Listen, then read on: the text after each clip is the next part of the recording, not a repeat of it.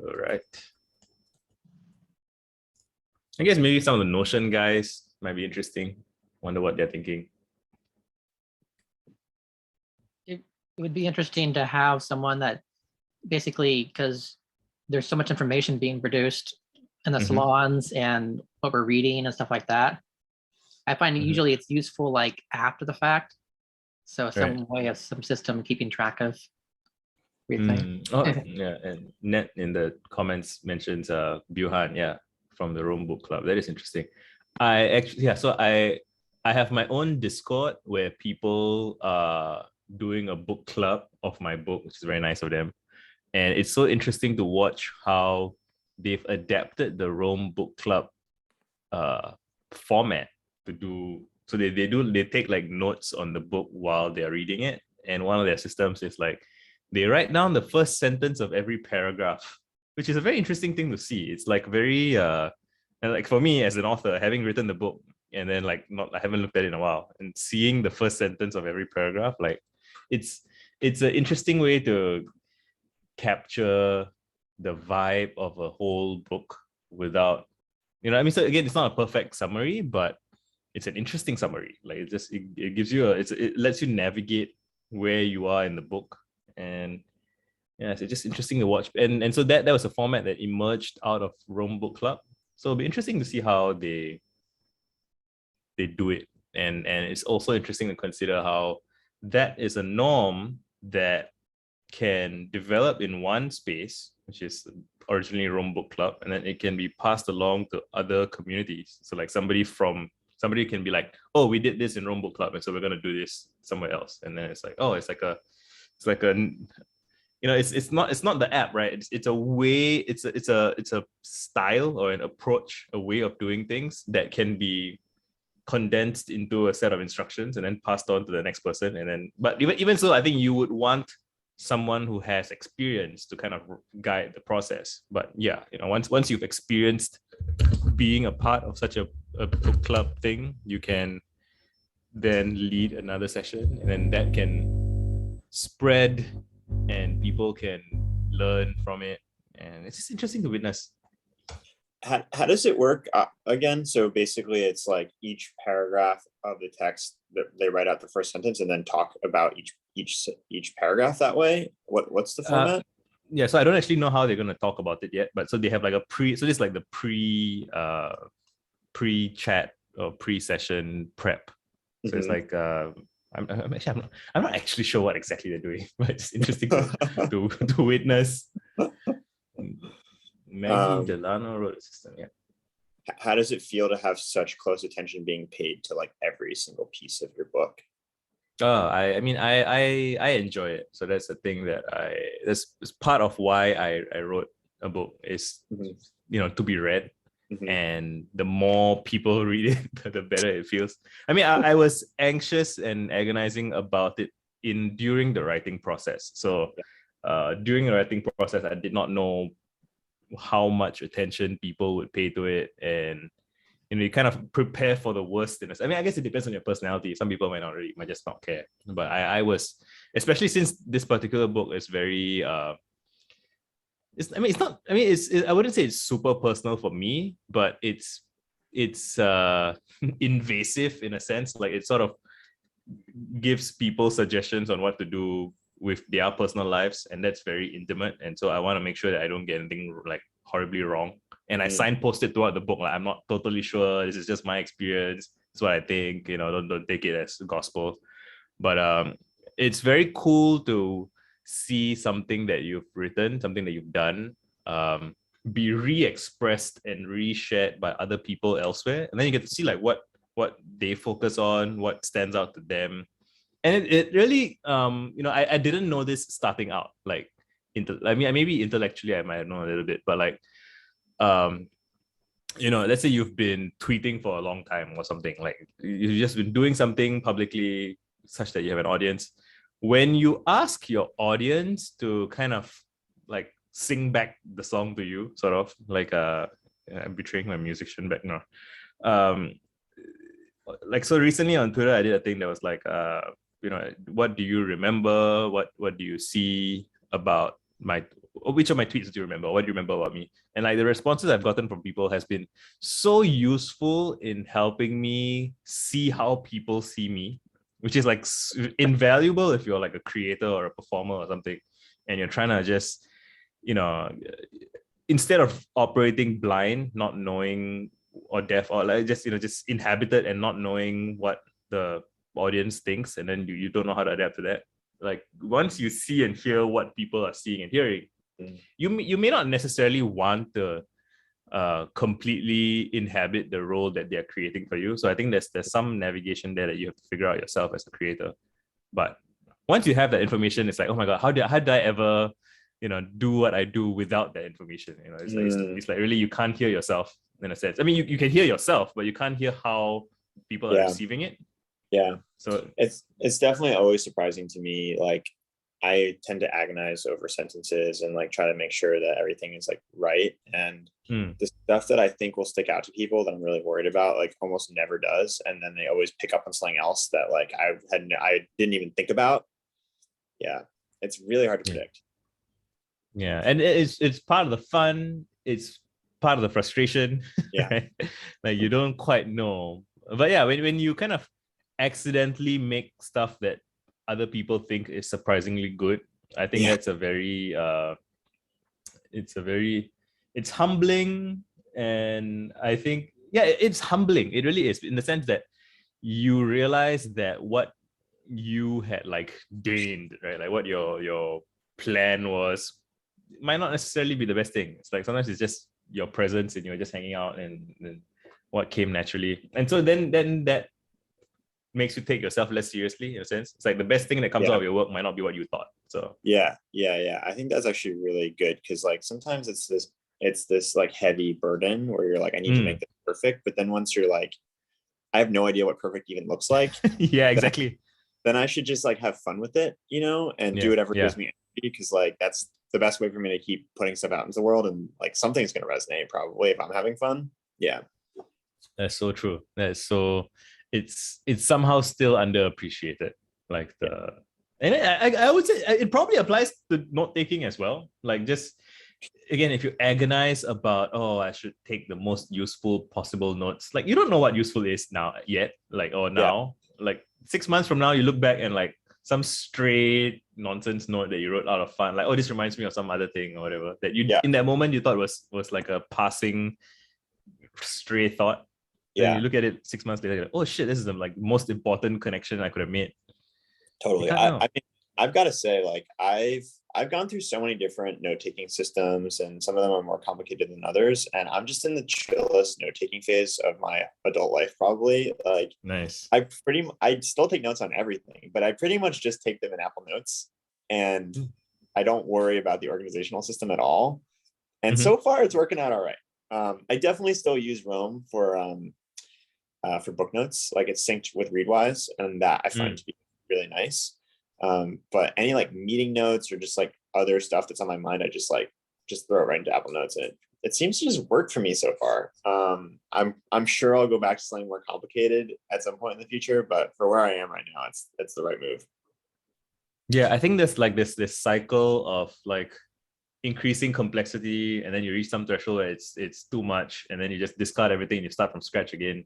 And then, but you don't truly, so even though you're now writing on like a blank sheet of paper or whatever, you bring your understanding with you that you picked up from the scaffolding that you build up earlier. And then from there, you may then find that you start building from scratch again. And then there's like new stuff that you pick up. And then it's like, it oscillates back and forth, but it's not wasted oscillation. Like you learn each time.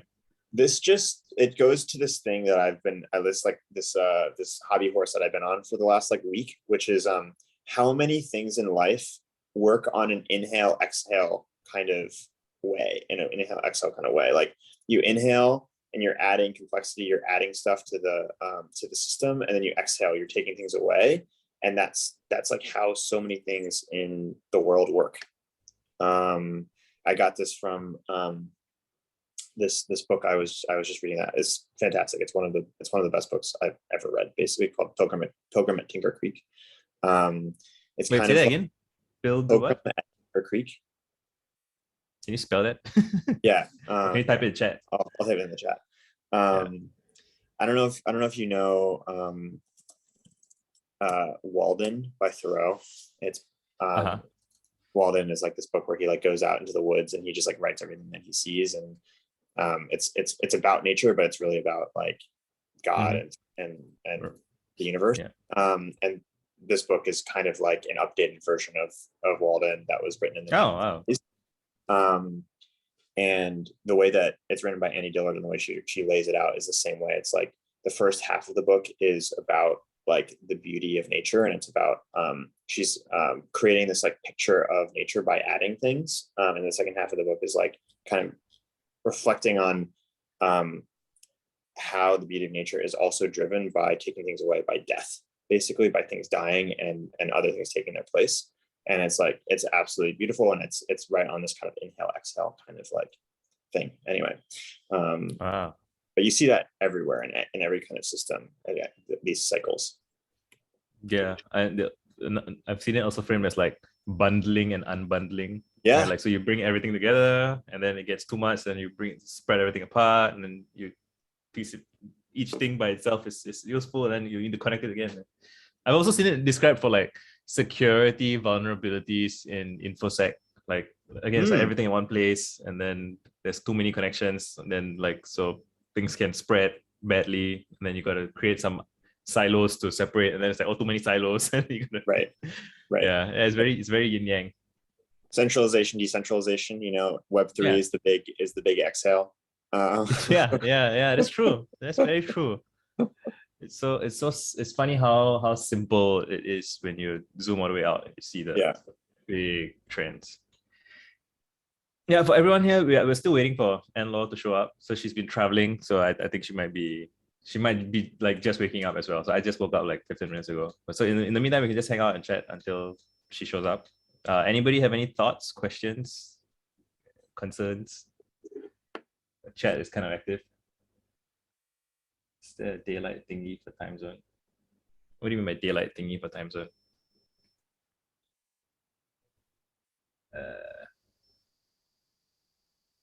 Anyway, so Dan, I wanted to ask you like, so even every is kind of like a consolidation, right, of multiple. Yeah, it's the inhale of the unbundled exhale of internet, right? Yeah, go for it. I saw a talk a while ago that was in the context of Web 2, like not a Web 3 conversation, but talking about this cycle of like things happening in open source that take off and then being sort of co-opted by people who put it, they're not co-opted, but used by people put it into very neat packages and create something that's easy to use, but then closes down, the interoperability and those sort of things that open source had. And then that always leads to like the more open, like we're seeing all these like Firebase copies that are open source though, right? Where they're like Firebase is too closed. I think that's an interesting cycle of like innovation, but maybe not the most user-friendly. And then they try and make it too user-friendly, but they close down the usefulness. And then that brings out, that opens the possibility for another cycle of innovation. That I think the Web3 thing is like the next layer on top of like, no, fuck it, we're gonna rethink the protocol. Right. And the trade-off is like it's less user-friendly. Or same thing with open source. It's like why people pay for the managed like open source alternative or whatever is like they don't want to set it up themselves. But then eventually you're like, actually, I want the user-friendly quick version. It's like Coinbase is a good example of this. Like Coinbase is, you don't own your crypto on Coinbase. It's built to be consumery, and that's why it's worked very well. Whereas the kind of more decentralized alternatives are just harder to set up for the average person. Yeah, I think even in the earlier stages of the web, like, I think one of the even like in the very early days, people were like, everyone will want to set up their own server and their own website and their own FTP and everything. And it's like, it made sense within that early adopter crowd that it seemed that everyone would, but like, random people who are not so kind of intensely interested in those details, like they don't care so much. And so it does seem like, in the early stages of the adoption curve, like the people who are in the room systematically misunderstand the people who are not in the room, right? And like what they want, and they don't really care, right? And so it's just an interesting thing to reflect on. I find that even with like not taking apps or whatever, right? Like it's just the level of complexity that people can tolerate. There's like a spectrum. Genesis is a question. Taking notes in an unstructured way and letting them incubate over time. How do you resurface older notes that you've written? Dan, what about you? How do you do that? It's a really good question. It's still unsolved, to be honest with you. Mm-hmm. I think recently the way that I have solved it is I have a pretty good idea of the times when I'm going to need to use a note right now. Because in general, when I'm taking notes, it's like for a specific post that I'm going to write now or in the near future.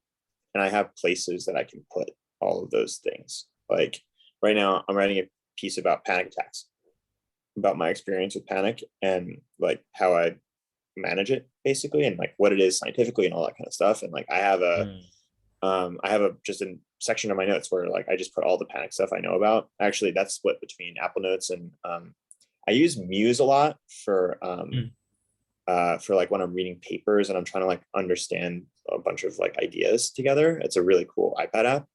And so I just know that all that stuff is in there, or it's in the Apple Notes, or it's in the piece. And I think it makes it easier, when you have a lot, when you're reading stuff for specific projects, you know what you're going to use it for.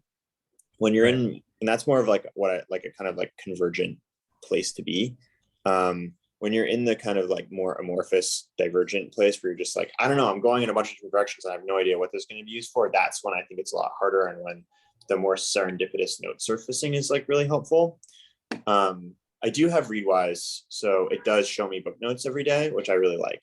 And I think it would be nice to have more of a setup that does that with like my Roam Notes or my Apple Notes or whatever. I just don't have it right now because I think that's more of, at least for me right now, it's like more of a nice to have than a like burning need.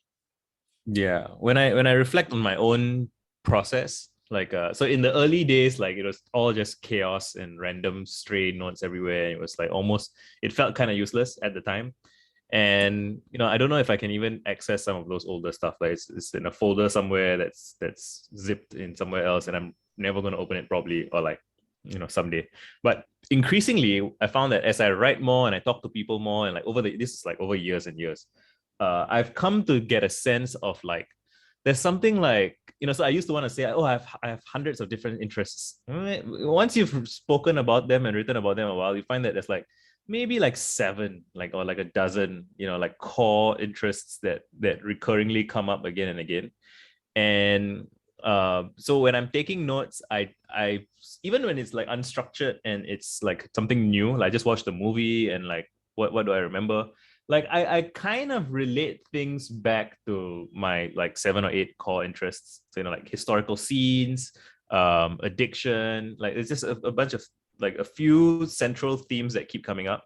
And I guess it helps to have written stuff. So like having written a couple of books, I can now like relate almost everything that I encounter now and be like, oh yeah, I could theoretically slot that into that section of my book for like the next edit or whatever. So I will tag it with, oh, this is about humor, this is about coping mechanisms, this is about whatever. And so like by using those phrases, then like in the future when I want to resurface something, I can kind of search for those phrases. Like so, and so like I've been trying to quit smoking. I'm like 3 weeks in. I lapsed like a couple of days.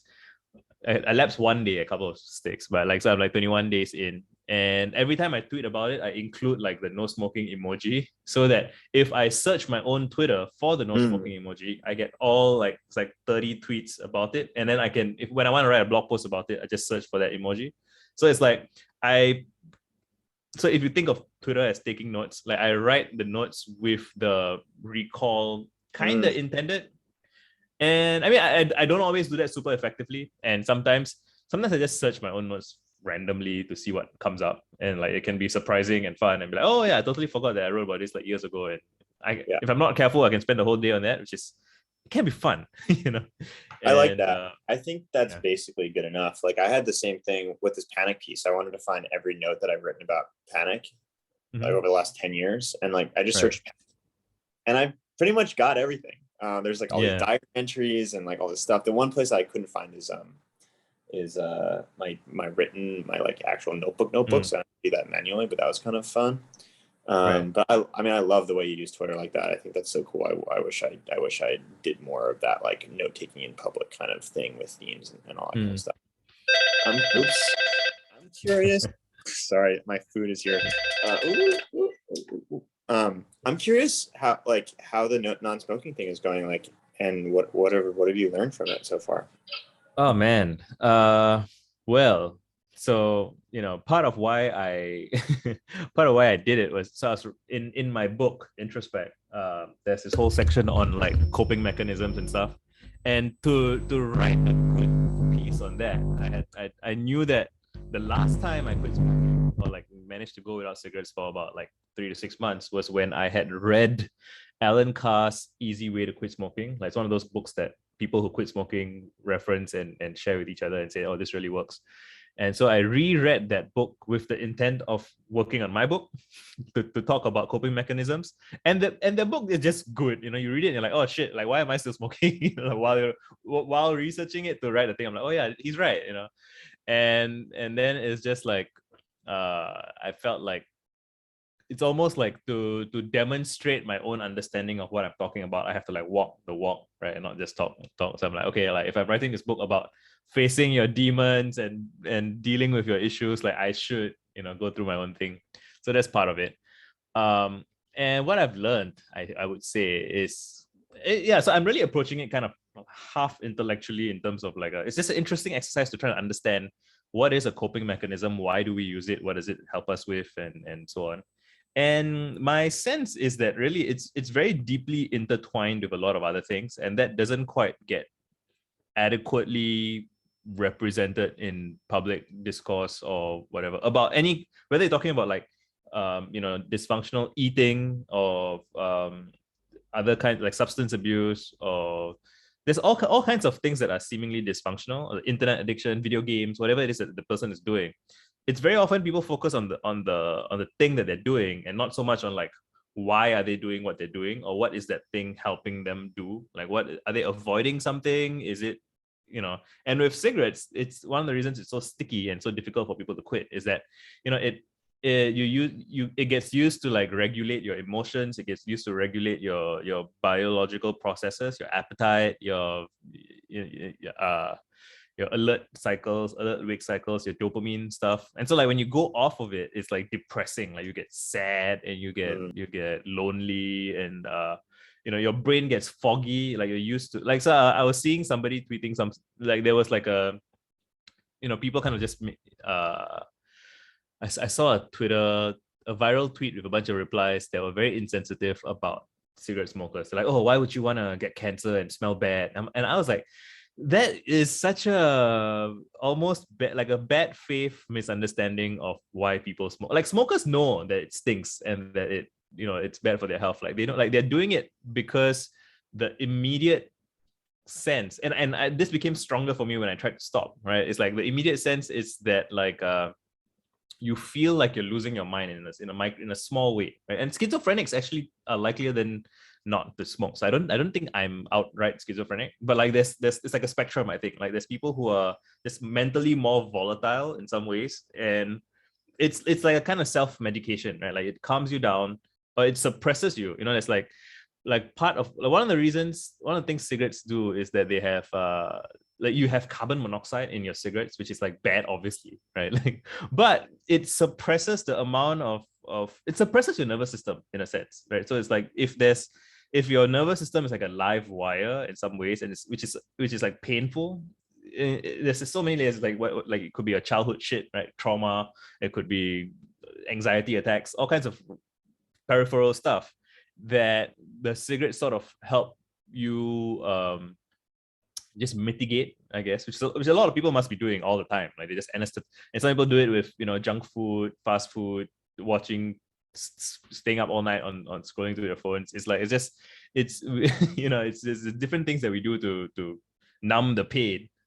I don't know how we got here. This is like 7 a.m. in the morning for me, but it's just it's interesting. I think that mainstream society's understanding of addiction is very, very primitive, and it's almost designed to keep us trapped in some way. Because if you feel guilt and shame about your coping mechanisms, that itself kind of worsens the thing. So like a phrase that I ended up with was, you have your cope, and your coping mechanism is a load-bearing coping mechanism. It's stopping something worse from happening, or even if you just perceive it to be so. If you perceive that, oh, if I stop smoking, I'm going to have to deal with like the chaos of my emotions, and and it can be very it can feel kind of life and death. Like I remember once, like a couple of weeks ago, I went for a run trying to get healthier, and like I felt nauseous as hell. Like I think it's just the oxygen levels in the bloodstream is like changing, and it feels like you're gonna die, sort of.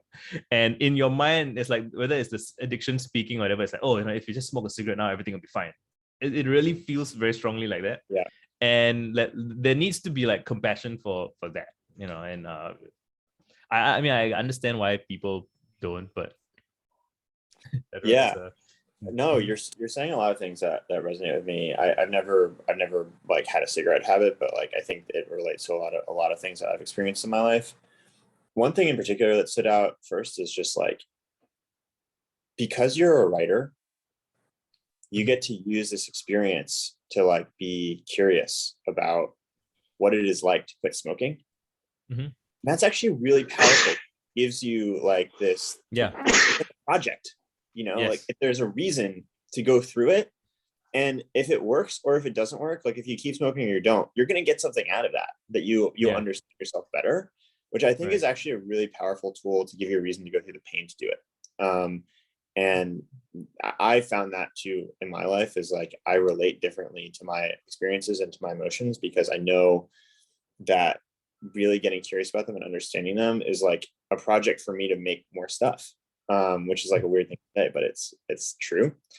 I think the other like really interesting thing that you mentioned is kind of like the guilt and shame. And I have to imagine that,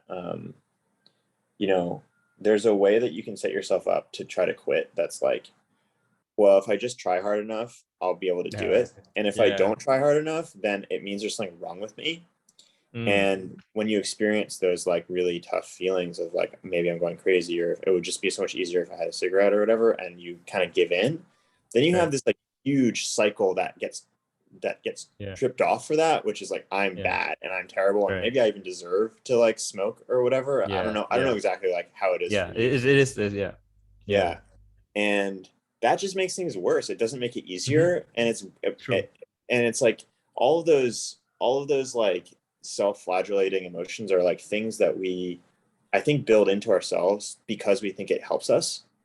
But in general, I don't think it does, like there are all these studies that show that if you want to pursue a goal, what you should do is think about what might happen if you don't get that goal, because it raises your blood pressure and raises your heart rate, and you're going to be more motivated to achieve it.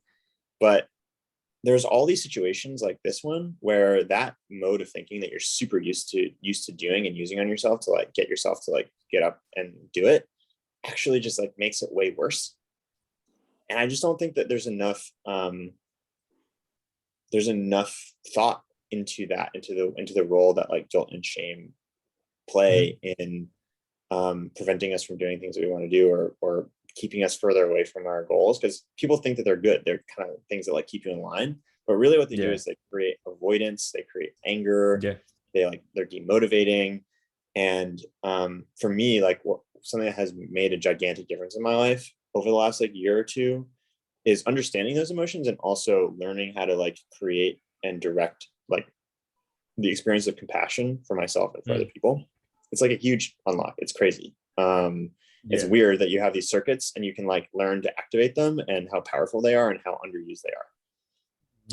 Yeah. I think very much we inherit, especially I think, like negative reinforcement from family, school, like a lot of civilization it's like full of negative reinforcement everywhere. And like why, right? And I think it's very short-term thinking. It's very don't do that, don't, this is bad, like you should be ashamed, you should be guilty, whatever. Like it's very scarcity mindset informed, like that kind of like if you study it, if you look at the big picture and you examine what works and what doesn't work, like negative reinforcement is just not very effective at behavior change. Like historically, you can go anywhere and you find it's like everyone who does anything substantial over a long period of time, well, it's like they are driven by positive reinforcement. They like what they do, they get enjoyment from it, satisfaction from it, they double down on it.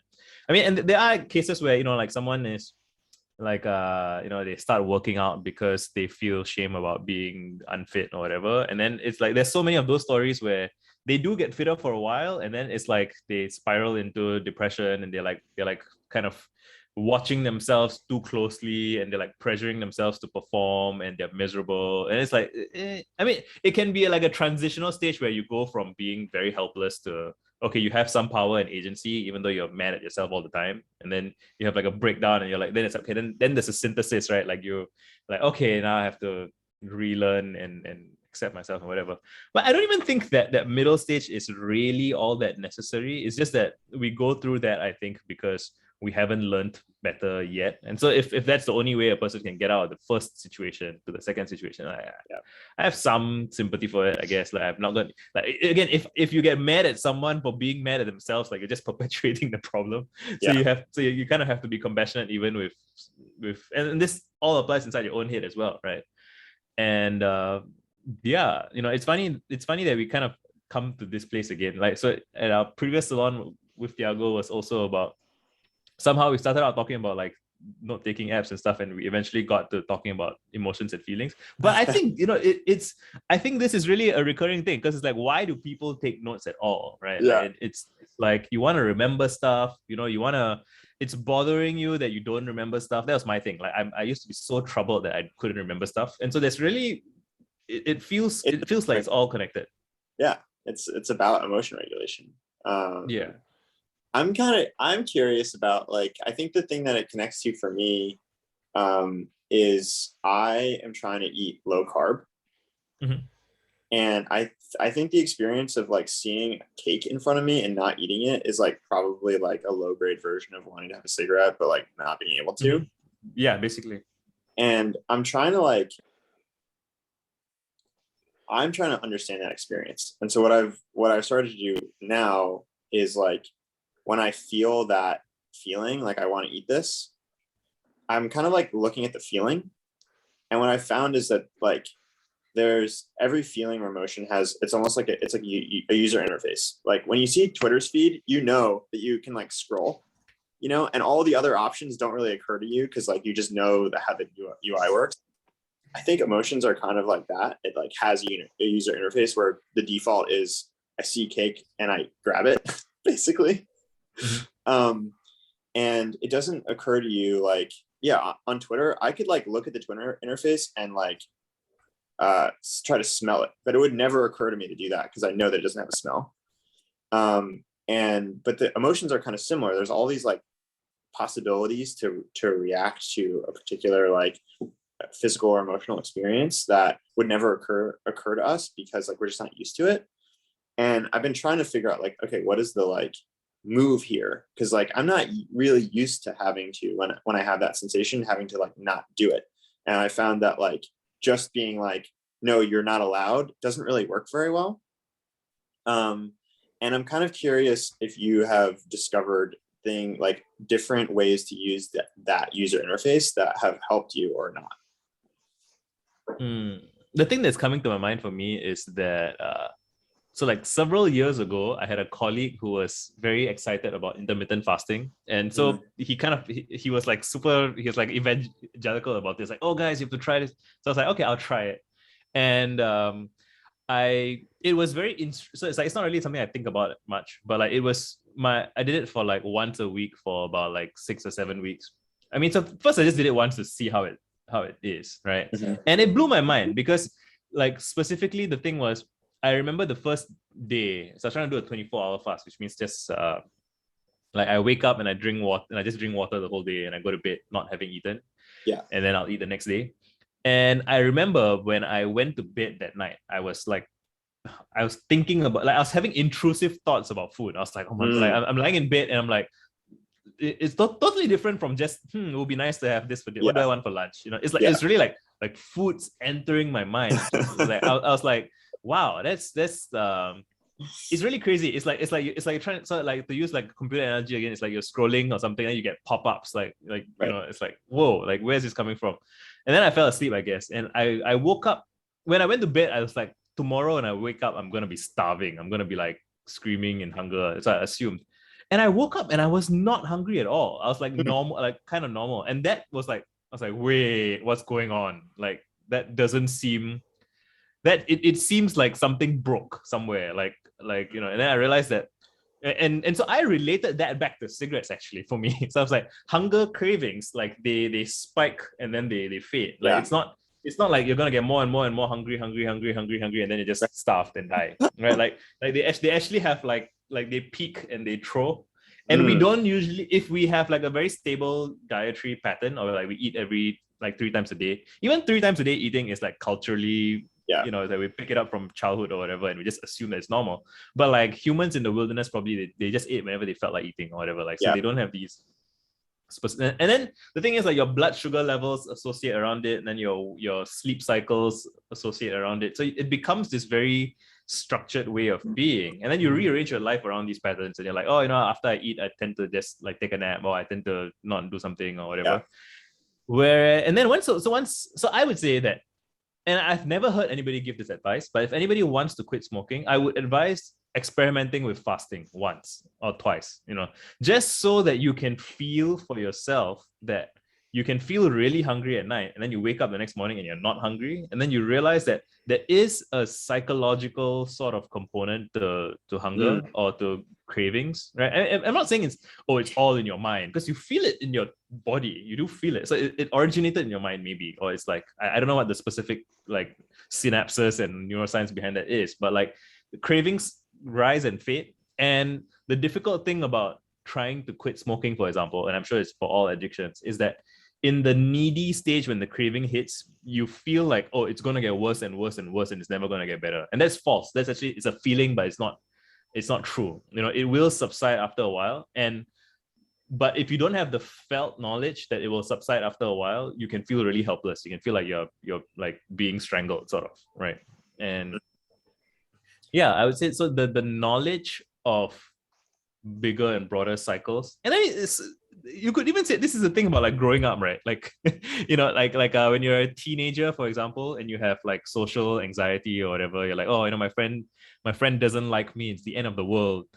And to the teenager, it feels that way because his social reality is, I have like 6 friends and they are my whole world, right? And like in your 30s, you're like, oh, you know, someone doesn't, fuck it, you know. Just, you know, there are other people, I'll make new friends, it's fine. Like it's not a big deal. And yeah, I'm checking out the chat. Yeah, I think that's kind of interesting. It's like the interface to like a craving, whether it's a smoking craving or like desire for sweet food or whatever, is it's kind of like on your iPhone or on your phone when it like you automatically like accidentally hit the like emergency warning and it starts to buzz, or you know, you get one of those emergency warnings on your phone. It's like you feel like you have to like react to it immediately. But I think what you're saying is you can understand that that interface differently to like know that you don't actually have to react to it immediately, and if you don't, then it becomes automatically less important over time, like, or it becomes less relevant. It gets pushed of things or whatever. I think that experience is kind of interesting. It just requires you to like have the knowledge that it won't get worse forever. Right. That's hard to keep in mind when it's like staring at you right in the face, you know. That's actually reminding me, like, so when I first, so before I started working, so when I used to be in the, like, so when I was like 21, 22, I used to blog a lot about local politics. And that was sort of like my main thing in life. Like I got my personal sense of validation and value from, oh, I am a somewhat important blogger in my local scene, and I'm blogging about local news that's very important. It's very, it's consequential or whatever. And I mean, it is and it's not at the same time. But like, then I started work and I didn't have time to do my job and to do my blogging stuff at the same time. And a bunch of stuff happened. I got married and it was just messy. And I eventually made the decision to be like, okay, I'm just not going to blog anymore. Like, and okay, there's also like, there were like some local drama events around. It all seems so irrelevant and silly now, but in 2013 it seemed important. And like in Singapore there was a haze at the time. Like in Indonesia they're burning forests, and there was a haze, and like we used to wear masks then because the haze was so bad. And at the time it's like, oh no, there's like limited supply of masks, and that became this whole political.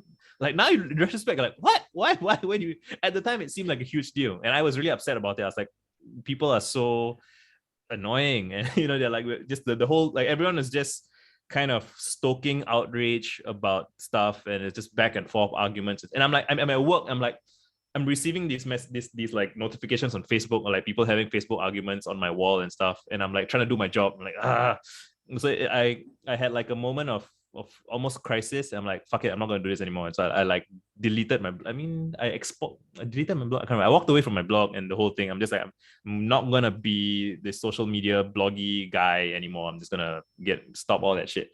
And it was hard. It was really I felt lonely and I felt sad. Like it's really, I find myself repeating these things because I don't know if people realize. So when talking about addiction and talking about just any of these things that you're embedded in, like, and I left a group chat that I was in. There was like a bunch of my friends, and they used to just spend the whole day talking about like whatever's on the news that day, and it's not healthy for us, I think. And so I told them that I'm making a change in my life, so I'm like leaving all my group chats. I'm doing all those things. So it wasn't like I'm screw you guys, but I'm just kind of walking away from it. And you would think that, so normally when you hear like this sort of like story, you would think that it's going to be, oh, and then my life was amazing. Like, no, I was shit for like 2 weeks. I think I was just sad and lonely all the time. And it felt so quiet. Like the lack of notifications and the lack of everything, it felt like it felt like I left a city or like the village warmth, and I went into the wilderness, and it felt like I was going to die. Like socially, like I was just like, I got depressed, I was like alone, it's quiet, I don't know what I'm doing. And it's like, eventually I came to a new sense of self. I had to find new friends. But like that there was like that dip before you get to the new configuration that is so isolating and alienating. And I think having been through that, and I know Haider is in the call, and we've spoken about some related stuff in the past. It's like once you've done that or some version of that, whether it's walking away from like a career or from a religion or just walking away from something that once meant a lot to you, you can identify other people who've done the same, and you can identify when someone wants to do it but they've never done it before. And like it's a we can recognize each other by our scars, is the phrase that I like to say. It's like you can just tell there's a smile, there's a nod. It's like, oh, you haven't yet like broken free and gone screaming into the chaotic wilderness. What do you think about me? Have I gone into the wilderness or not? What's your guess? I'm not sure actually. We'll have to chat more. I think yes. I don't know. Your vibe is different than when we first met a long time ago. So I think probably yes. I maybe I mean, is it too intimate to guess? I would say you're like mostly through it, at least. I don't know if you're all the way out and you come out on the other side yet. Interesting. I mean, I don't know. You tell me. Read. No, you tell me. I think that's an interesting read. My answer to you is essentially like, I don't know if I'll ever be totally through whatever it is that I'm kind of like going through. We're always going through new things, but I've definitely done the recognizable pattern of I was doing a thing and then I stopped, and like my self-worth and self-esteem and all my connections and all my image of myself and how people saw me like collapsed, and then I had to like figure out what to do next. my last company was an enterprise software company, and I ran that for a couple of years. And it was a big source of motivation and self-esteem, and it's how people knew me and all that kind of stuff. And we sold it, and all of that immediately just like disappeared overnight. And that's when I started having panic attacks. And it took me a couple of years of like, I did so many different things to try to like figure out what I wanted to do with my life, like who I was. You know, I did some investing. I like worked at an incubator. I wrote a novel. I did like 15 little side projects or whatever. And then I ended up running a media startup, which is great and is definitely exactly the thing I should be doing. But it took like, I don't know, probably 3 or 4 years of like figuring it out to know. And that was hard. Yeah, you can see it. You can see it in a person's face. Really, there's a kind of it's muscular tension in the face. I think is part of it. But it's a kind of stress. It's a kind of there is a relaxation in the face that comes when you're completely done with it. But you know, it's like at the same time we're going through COVID, we're going through like all that shit. You know, so it's difficult to disentangle like the major cycle of a person's kind of journey versus like the micro cycles of all the daily day-to-day stress. Yeah. But yeah, I'm definitely, where am I right now? I think COVID and like starting company during COVID and all that kind of stuff was really hard. And I feel like the last year was the most transformational year I've ever had, probably, which is kind of thing, because I've had a lot of shit. Like my 20s was like it was a crazy decade, basically. And I'm stressed right now. Like I got a lot of stuff going on. I have like, we're about to hire a new writer, and I just sent the offer before we got on the phone. And apparently her name was misspelled in the offer letter, so I have to like change it. Oh yeah. I've got another writer I'm recruiting. There's I have a post I got to get out tomorrow. Like I'm stressed right now, but also having a lot of fun. I don't know where I'm going with that, but it's interesting. It's nice. It's nice to hear. Yeah. I mean, everyone is. I mean, anybody else want to share your own stories of struggles or what you're dealing with? It's not exactly. It's all connected. You know, it's like the things that we do is scaffolding for. When you were saying about like when you were getting off of the validation from everyone, it almost kind of sounded like a drug. It is, yeah. Like that movie, like that show. What is it? It talks about the social media. It's on Netflix. That what's that one called? It has like the picture of the two people. One's red and one's blue, and it's talking about how social media hacks us. I'm not sure. Sounds familiar. Netflix, social media hacks us. Is it The Great Hack? No, I don't know.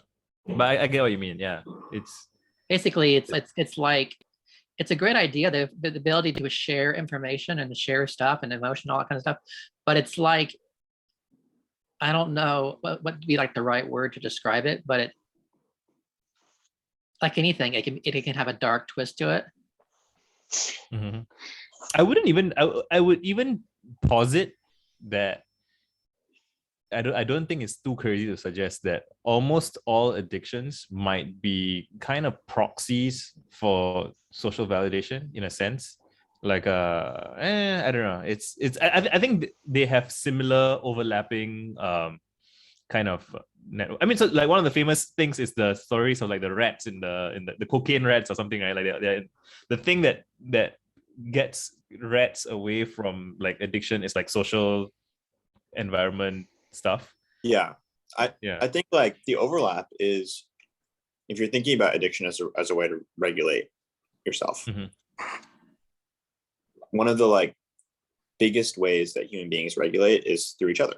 It's through interrelationships, right? It's going to be your biggest source of positive like emotion and affect, and also your biggest source of negative emotion and affect, particularly the experience of being alone or being threatened with being alone. I think one of the ways that like addiction works is it can help to like deal with those feelings those fears of or experiences of being alone. And then the like kind of pernicious aspect of it is it sometimes creates more of that feeling. So you need to go deeper into whatever you're dealing with in order to and whatever you're addicted to in order to deal with those feelings. But yeah, I think it's interesting, like how much when you talk about your emotional life, like the interpersonal relationships are the biggest regulators of your emotions. I think we underappreciate that usually. Yeah, one of so if any of you are familiar with the book The Courage to Be Disliked, one of the core premises in it, which is kind of, it's a bit of a radical proposition, but it's an interesting proposition to consider, and I think there is some truth to it, is the idea that all problems are interpersonal problems, in the sense that, again, like, and I guess you would frame that, I might frame that as like all meaning is interpersonally kind of mediated. So again, when we use language to think for ourselves, like language is a social technology, right? Like if you think that your problem is, I'm so unattractive, like that's your model of reality is you know how attractive you are or not in comparison to other people, right? If you feel self-conscious about being skinny or fat or short or whatever, it's like it's all in relation to other people. Like if you were the only person on earth, like not counting, like technically you have like no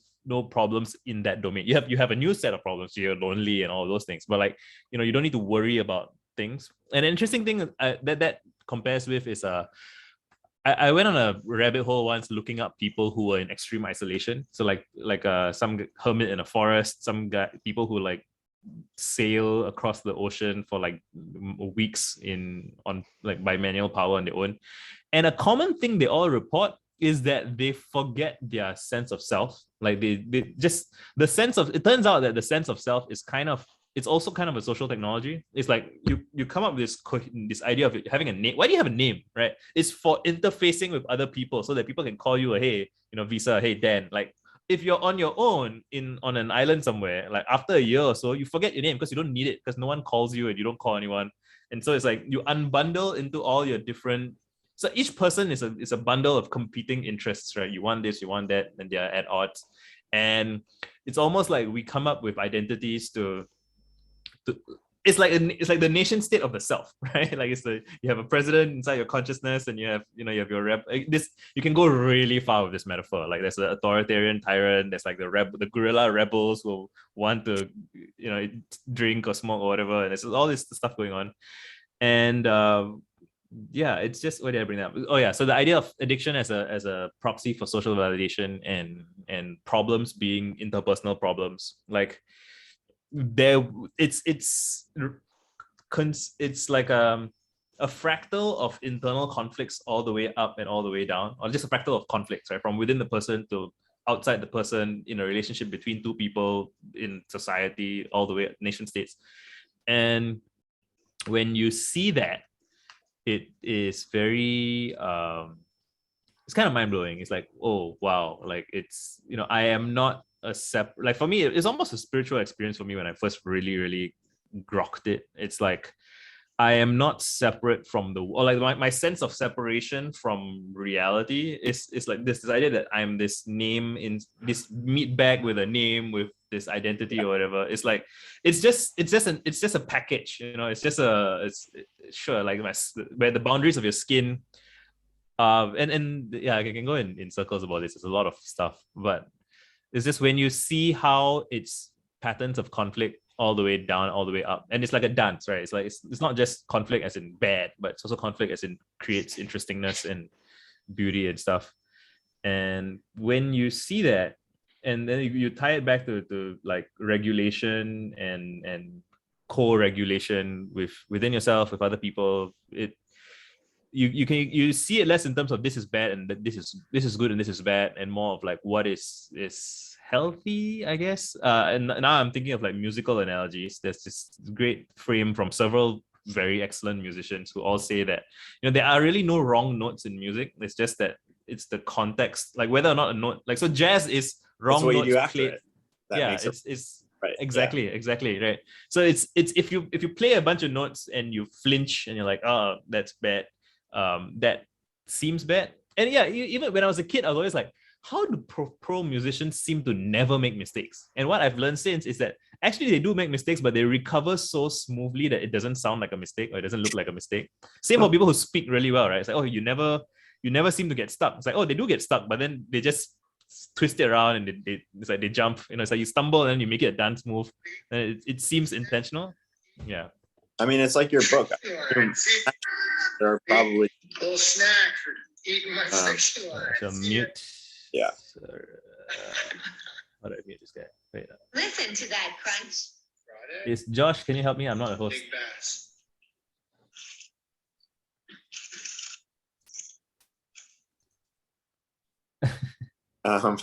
Anyway, I imagine like with your book, for example, there are probably pages of the book where you're like, I know I could have done that better. Like there's stuff in there that's like so much. Every page, yeah. Like I can't look at that or whatever. And it's like people don't notice, you know. Yeah, that's true. Yeah, I think you know, going back to the thing that you mentioned earlier about like having an experience of like realizing non-self or that you can kind of transcend whatever your self is. And I'm curious about like what that experience, when you had that experience, like what produced it for you, because I do think that if you're thinking about ways to kind of get out of the good and bad stuff and learn to regulate better, like that is a core foundational experience for that. Yeah. Wait, so what, did you say you're curious about something specific? Yeah, I'm curious about how that happened for you. Like when did you feel that?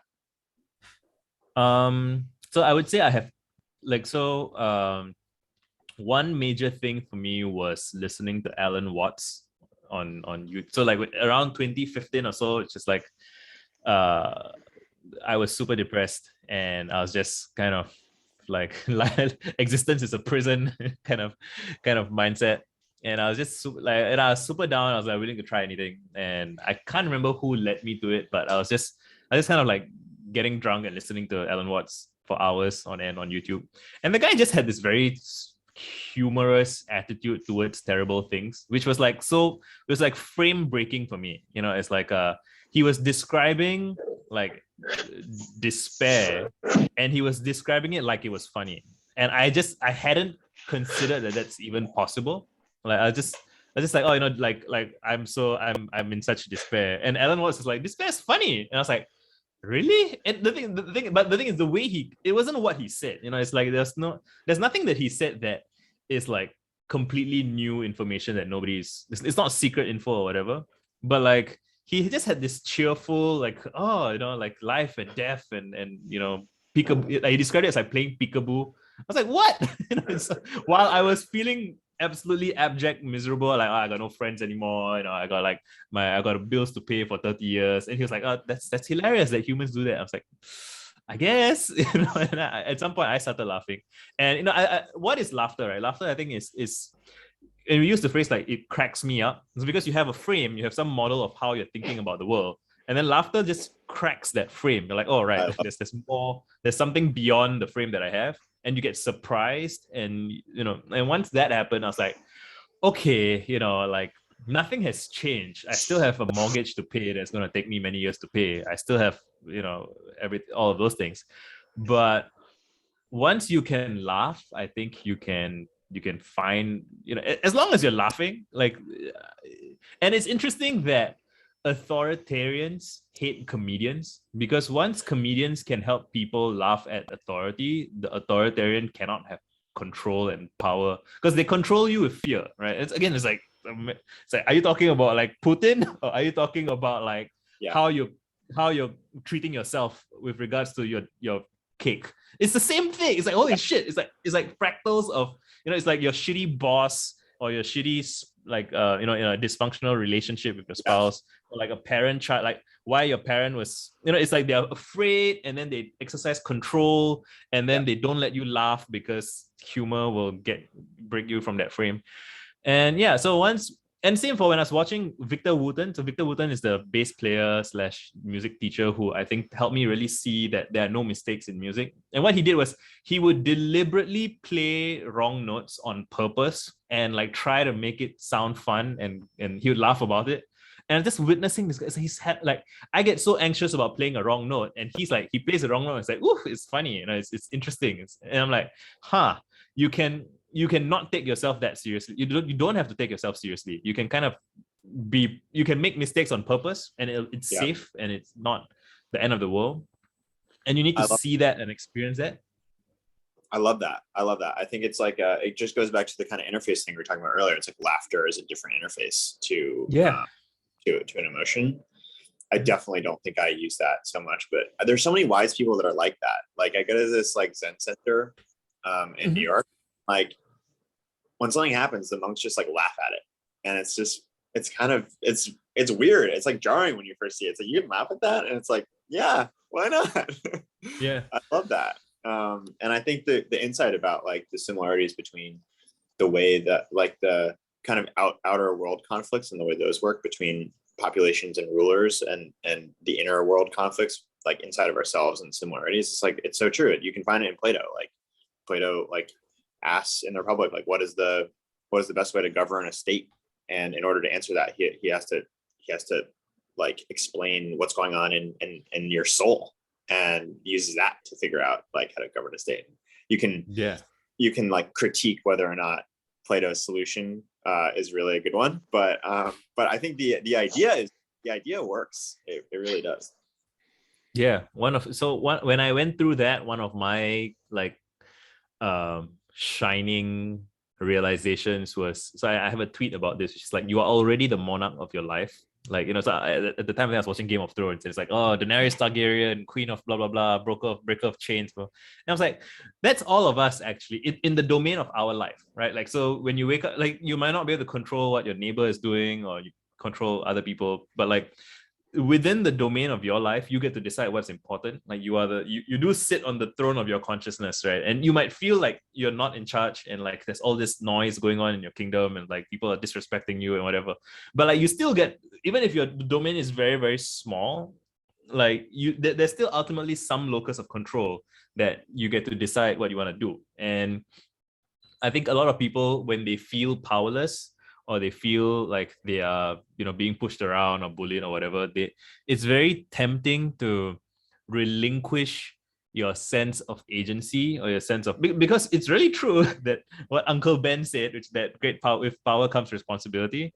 And people who feel like they've been abused or beaten or exploited and all those things, it's tempting to say, I don't want to be responsible for stuff because I'm a victim, or I have been shortchanged, I have been taken advantage of, I'm the one getting screwed here, which is incidentally what like every narcissist says, right? Every narcissist says that they are the real victim in some situation, which is also why they call it a narcissistic wound. But anyway, it's just you get increased when you step into your power. This is an Elsa song, right? When you step into your power and you cease responsibility for however narrow that domain is, whether it's like how you're going to spend your time in your life in an hour in a day, right? When you do that, it expands. Like there's a resonance from being very centered and knowing what's important to you and what you're going to do.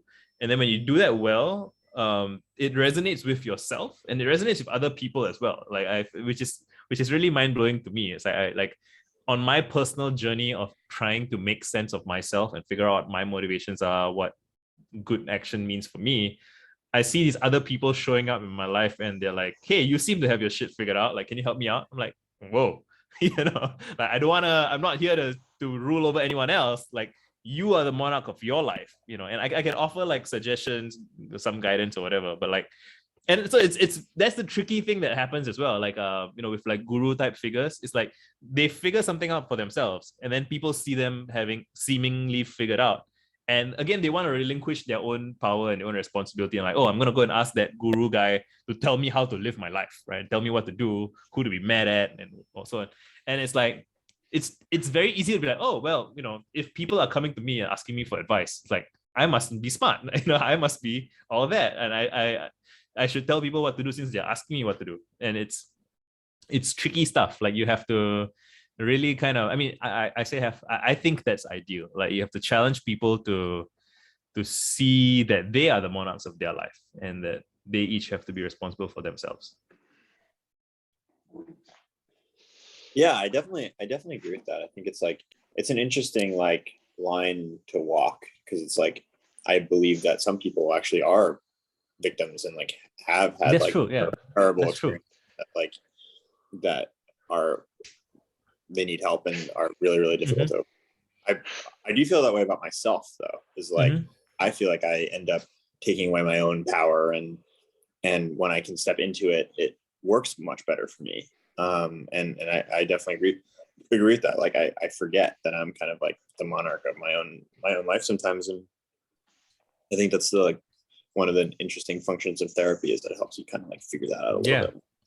And again, like the analogies really work everywhere. So like there's this, the saying about kings is like heavy is the head, right? Heavy is the head that wears the crown. Like just being responsible is painful and scary. Like to be like, there's this great line from Game of Thrones where Ned Stark, I think his son Robb Stark was talking about his father. It's like later seasons, and he's saying that Robb starts talking about his father Ned. Said he woke up every morning afraid, he went to bed every night afraid, and he felt like he was responsible for every villager, every outcome in that kingdom. He felt like he was personally responsible for it, and which is just stressful, right? Like how do you sleep at night knowing that bad shit's happening every day within your domain, that if you are the monarch, then the buck stops with you. So like how do you live with it?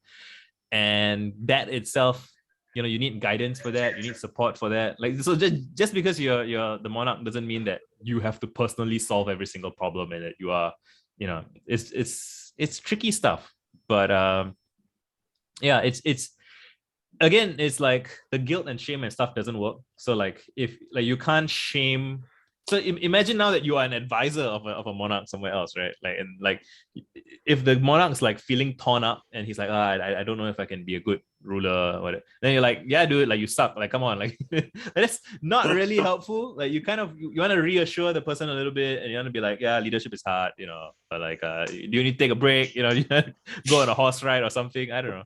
And then but yeah, you want to challenge them to not take themselves too seriously to the point where it ruins them, but also do take themselves. So even if you take like the Lion King, right? Like there's the whole Hakuna Matata stage where he has to like leave the kingdom and like be chilling by himself and to disassociate from the role of king, and so he doesn't feel like so when he's a child, he's like, oh, I can't wait to be king, right? I'm gonna be in charge and tell everyone what to do and whatever. And it's like, oh shit, like being a king is a lot of responsibility, and like bad shit happens and it's your fault. And you're like, okay, you run away, go into the wilderness and hang out with your buddies and whatever. But eventually you have to go back, and like there's an incompleteness if you just abdicate the throne of consciousness or the throne of self-responsibility or whatever. And eventually you have to come back and it's a synthesis sort of thing, right? So again, it's inhale, exhales, pendulum stuff. It's all the same thing. It's crazy. And you just explained the Lion King to me in a way that my 5-year-old self like never realized. Wow, it's all coming together for me now. Wow. Yeah, it's so the wild thing about this is you can really see that a lot of movies, especially like Disney movies, all the hero's journey type movies, it's all about the same thing, like Iron Man and what else, Frozen, like it's all Avengers, it's all Inside Out, it's all kind of the same. It's like internal conflicts between characters, right? Like and you have to find a way to co-regulate and find consensus and meaning, and deal with external challenges and communicate. And it's all the same principles, and it's all like about hearing the voice inside yourself and not being over. So like with both Moana and Elsa, it's like both like overcorrecting based on like past ancestral trauma, like your parents are afraid for you, and it's like, oh shit, it's like suddenly you can reconsider all the media you've ever consumed, and you see that they are the same patterns, and it's like it's very tempting to be like, oh, there's like a divine order in the universe trying to that might be overfitting, but like there are patterns, I think, in every. So this is how like the small branches on a tree, the twigs, like a fractal of the tree itself. Like there's all these like story beats about conflict and resolution, inhale and exhale, that really kind of the patterns repeat themselves. And so there's a funny Kanye quote where in an interview someone asked him like, how do you make decisions in music versus fashion? Like, is it different? Like and then he says, everything in the world is exactly the same. And he just stops there. And it's like, in that sense, kind of, everything is conflict and resolution. Everything's inhale and exhale. And yeah, there is a profundity to it. I wonder what happened to Anne-Laure. I think she might be hungover or asleep or something. I hope she's okay. It's okay. I'm curious if this is bringing up anything for anybody else. Yeah, anybody got thoughts? Because I would love to. The best part of a salon is hearing from everyone else. When you talked about the hero's journey, it does seem to be the like the hero with 1,000 faces. Like, like yes, you could be 1,000 years old and you're just gonna have to repeat the same stories in different ways. So yeah, it is that, yeah. And yeah, so even with creation myths, in a lot of ancient creation myths, it's like family struggle. Like it's so, I mean, well, I guess in modernity it seems remarkable that everything goes back to family, but I guess in pre-modern times it's like, what else do you talk about? It's like just like people are killing their parents and brothers and it's all conflict, right? It's about like, so it's so that was the interface, right? The interface for people to make sense of any conflict. The best emotional hook for people to think about any conflict is the parent-child relationship, or like mother-father relationship.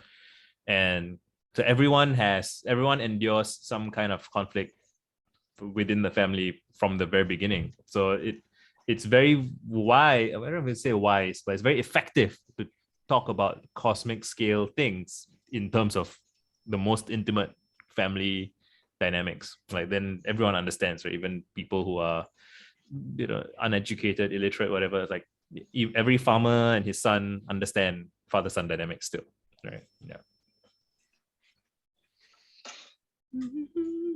I've actually kind of found it that, like, I try to see everyone as a reflection, kind of sometimes. Like if I'm having a conversation, I realize like there's a piece of me and them probably, or yes, are they, and it's just back and forth. And so it really helped when I did that, because it got me outside of like the bubble that was my role and maybe in society. Like I just go, well, I'm here for some reason, and there's something being said. So that's so good. There's a line from Carl Jung where he says that everything that irritates us about other people is an opportunity for us to learn more about ourselves. And that's annoying. That's also annoying. And can I come in? I think we have a rule against people going into each other's rooms, unfortunately. Ah, that's cute. Oh yeah, I can totally come in. Can we mute him though? That's cute. That's very cute. Okay, I'll dry my hand and then I'll come. It's even that. So I don't know if he can hear us, but like, again, it's so universal, right? Like family stuff. Even without seeing what happens, you're like, oh, kids, boundaries, and like it's so universal, right? It's just everyone has that. Like I'm thinking, remember the BBC Dad video? The guy's trying to film and his children barge in, and it's just so human that things happen. Anyway, you're asking about you're saying about people being mirrors. Yeah, a thing that I've been reflecting on with the Young quote is paying attention to what frustrates and annoys you. And I've noticed that for me, I get very annoyed when I see people expressing weakness and complaining, like on Twitter, for example. Like And when I reflect on that, I'm like, I realize it's because when I was young and I felt weak and helpless and alone, and I complained, I think I got punished for it, like socially, like from my family and from my friends and whatever. Like I grew up in an environment that was very punitive towards weakness and complaints, and just like, why are you being a whiny little bitch? You know, that kind of mindset. And so when I see, especially like guys who remind me of myself, but they're a bit younger, so it's really very strong in that domain, right? Like yeah, so when I see women complaining, it doesn't seem to bother me at all, and I'm like, you know, so it's really the guys who remind me of a younger version of myself, that when I see them I almost, it's almost like I feel well, there's a few different ways to describe or framing it. One could be, I'm trying to protect them from the abuse that they will probably receive because I received it, and they will probably receive it as well. But you know, that's the very convenient. It's what like abusive parents say to their kids sometimes. It's like, I'm just trying to protect you from the world, you know, and so you need to know, you need to learn. I'm like, oh, you know, in trying to protect them from the abuse, am I not abusing them as well? Like, if depending on how if I approach it in this very knee-jerky kind of snappy way. So like the challenge for me is to sit back and be like, oh, you know, I have issues, right? I have a problem with weakness that you know, like, and so when I sit down, I really meditate on it, reflect on it, journal about it. I'm like, oh, you know, I am still hurting from the fact that I used to be attacked for my weaknesses, and that was cruel and unfair what happened to me.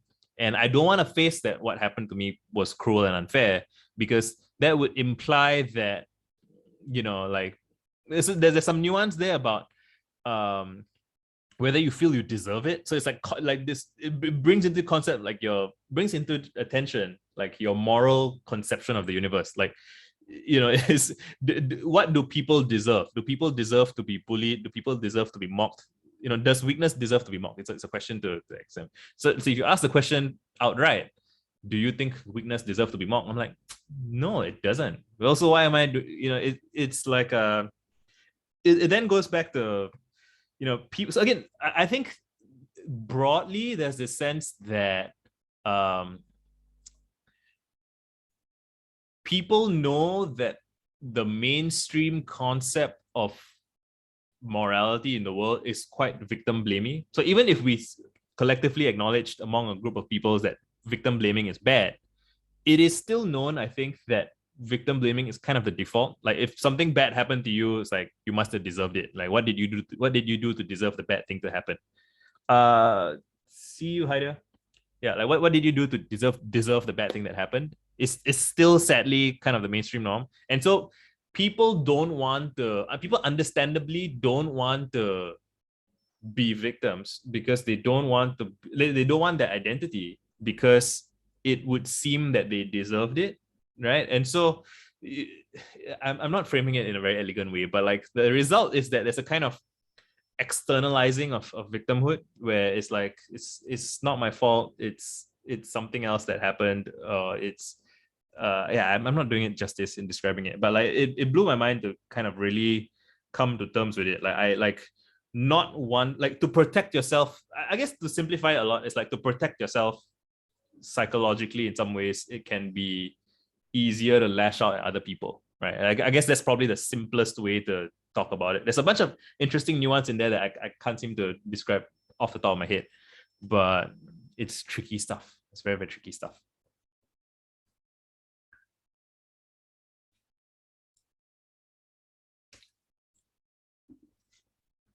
Should we try and tie this back to note taking again? Visa, what's up, man? Yeah. Hey. Yeah, I was just thinking about what you were saying earlier about like thinking about putting yourself in the shoes of as an author makes you look at life differently as you're experiencing it. And I'm kind of thinking about like how you broke out of working at your job, and then you took the leap, and then you're working as a writer. When you're kind of making that jump, you kind of are thinking about like monetizing your writing, or I would think that you are. Do you think that kind of like takes away from that? Because like as I'm thinking about, okay, I'm working at a job right now, working at a startup, and if I want to exit that, I'm thinking about like building a course, but the way you're describing it is that like you're building a book. And so like the way you think about building a course and think about building or writing a book is a little bit different. You're a little bit more artsy when you're thinking about writing a book as opposed to like monetizing a course. So just wondering what kind of thoughts that brings up for you. I guess it depends on each person's priorities and what they value.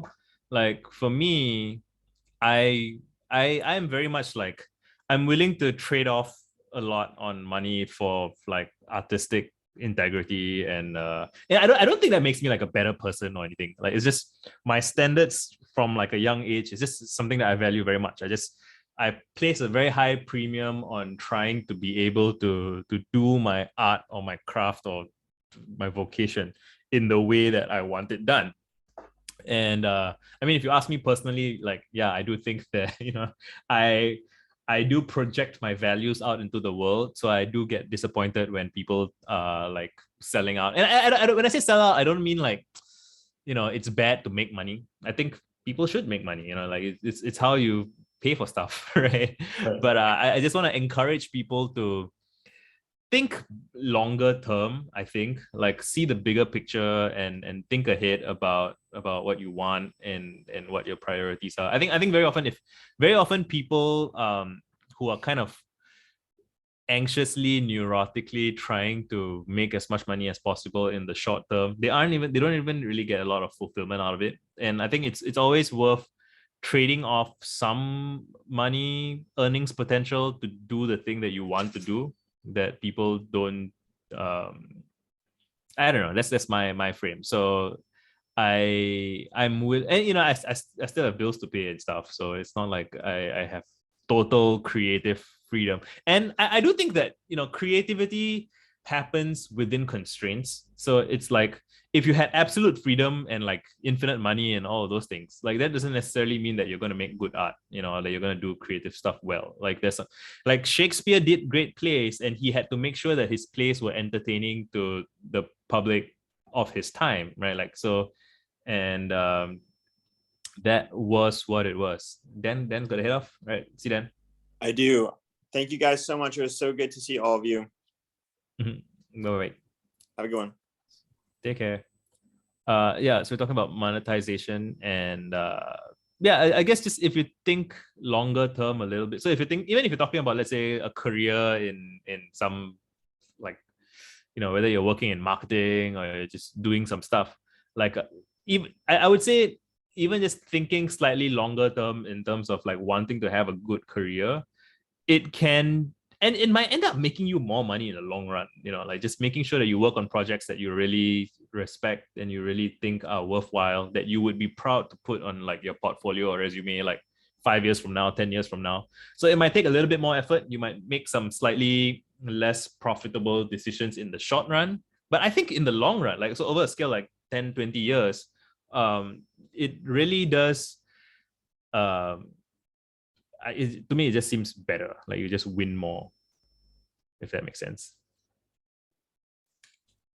Awesome. So like when you were going through that journey and you were exiting your marketing career and stuff like that, you said, was that like length of time? Like, you know, how was it at first versus like when you connect the dots backward, how is that like, how did it feel at first taking the dive versus like how it feels now?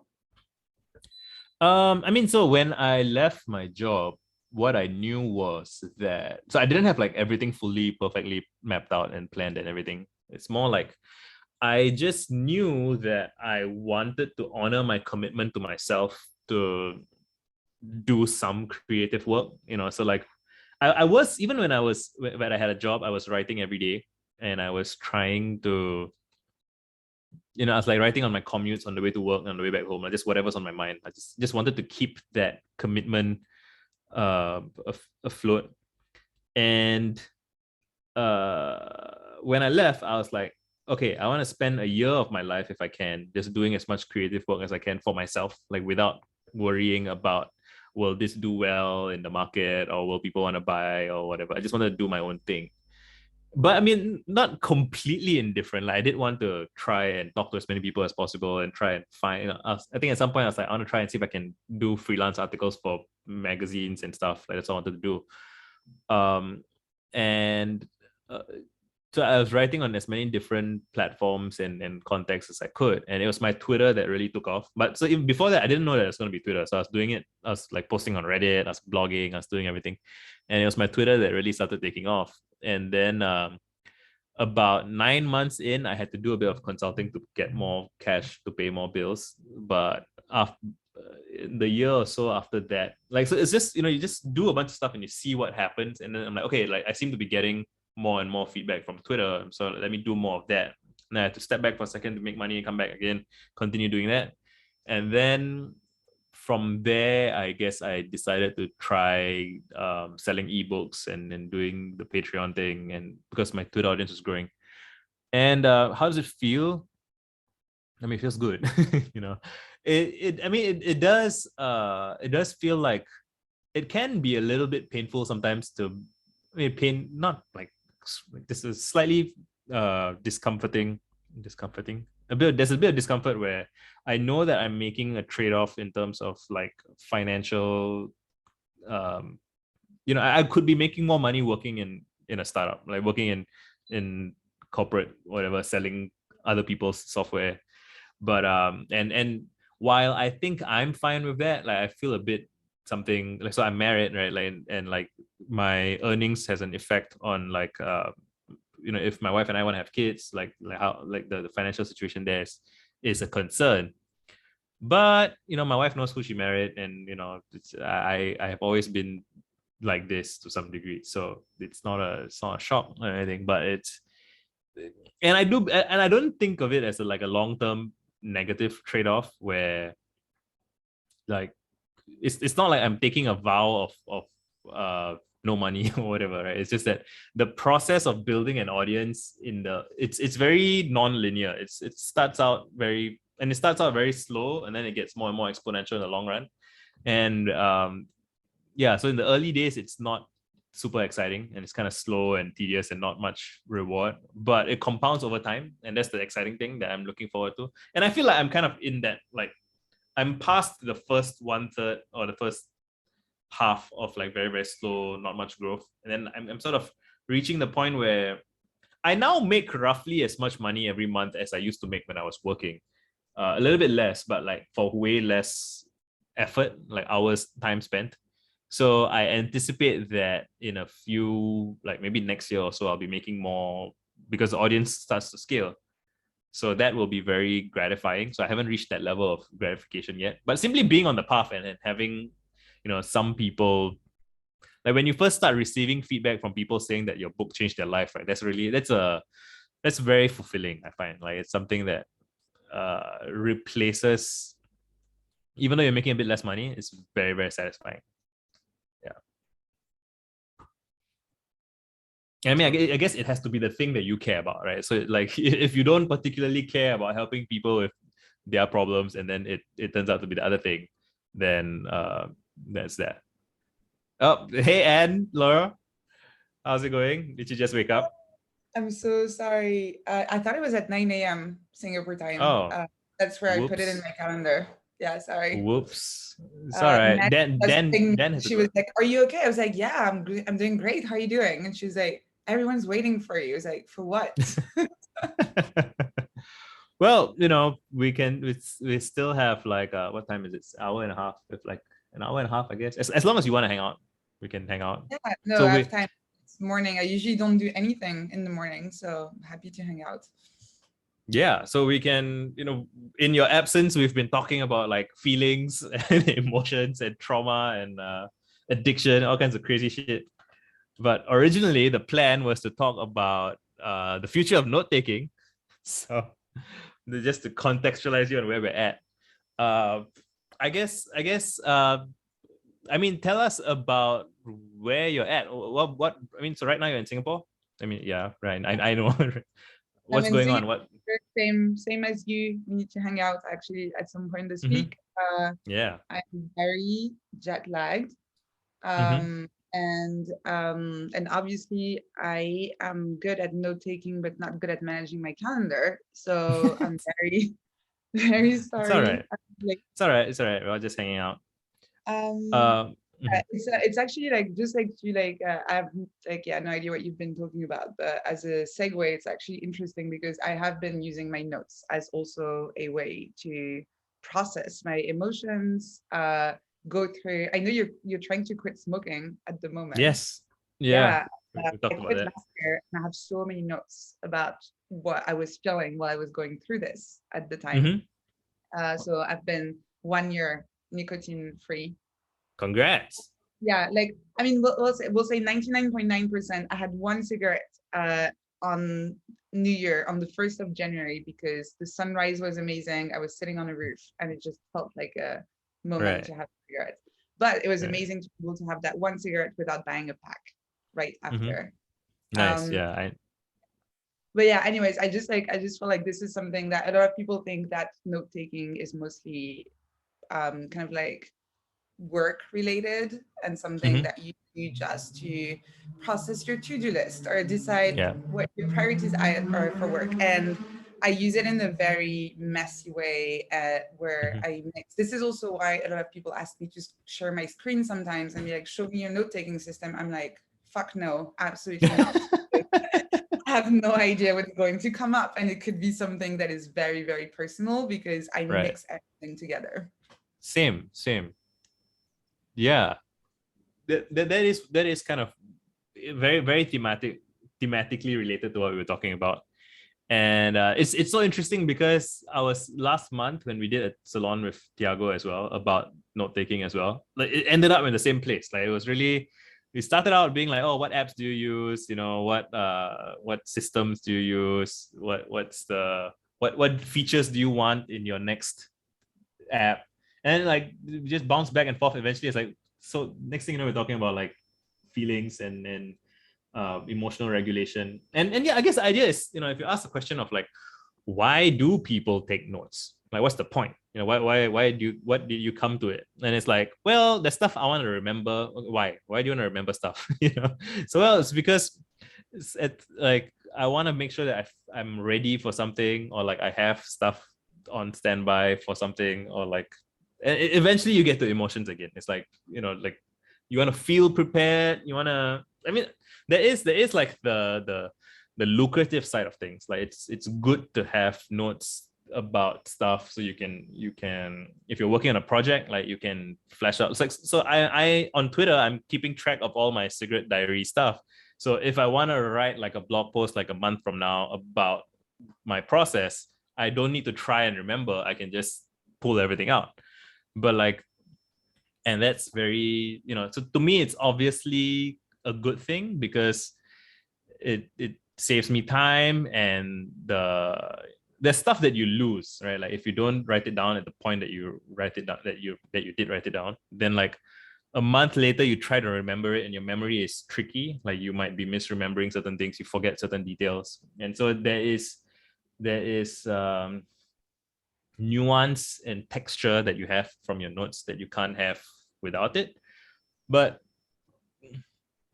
even so, I feel like I'm contradicting myself now, right? But it's useful in that way, and also it feels good to feel like you're being supported by your past self, right? And like you're not sort of struggling alone. Well, but that's my experience. I think some people have the experience of their notes overwhelm them. Do you have any suggestions for that? Like, do you encounter people? I bet you encounter more people than me who have that sort of thing. Like when they come and say, like, oh, I have a note-taking system, but it's so overwhelming. I don't know what to do. It's so chaotic, and or I can't stick with it. Like, what's your go-to for that? Just before I answer this, that's something I thought you said that was interesting about feeling supported by your past self. And I just want to say that equally sometimes I feel contradicted by my past self. Yes. But I also think it's a good thing, because whenever I read on a note that's from a year ago or 2 years ago or 3 years ago, I'm like, that's what past Anne-Laure thought. I don't think the same thing at all anymore.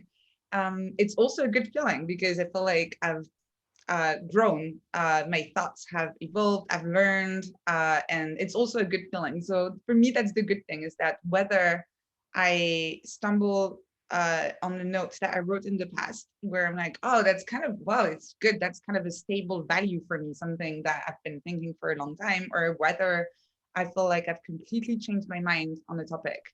Both feelings are good to me. So even when I contradict myself, I think this is a good thing.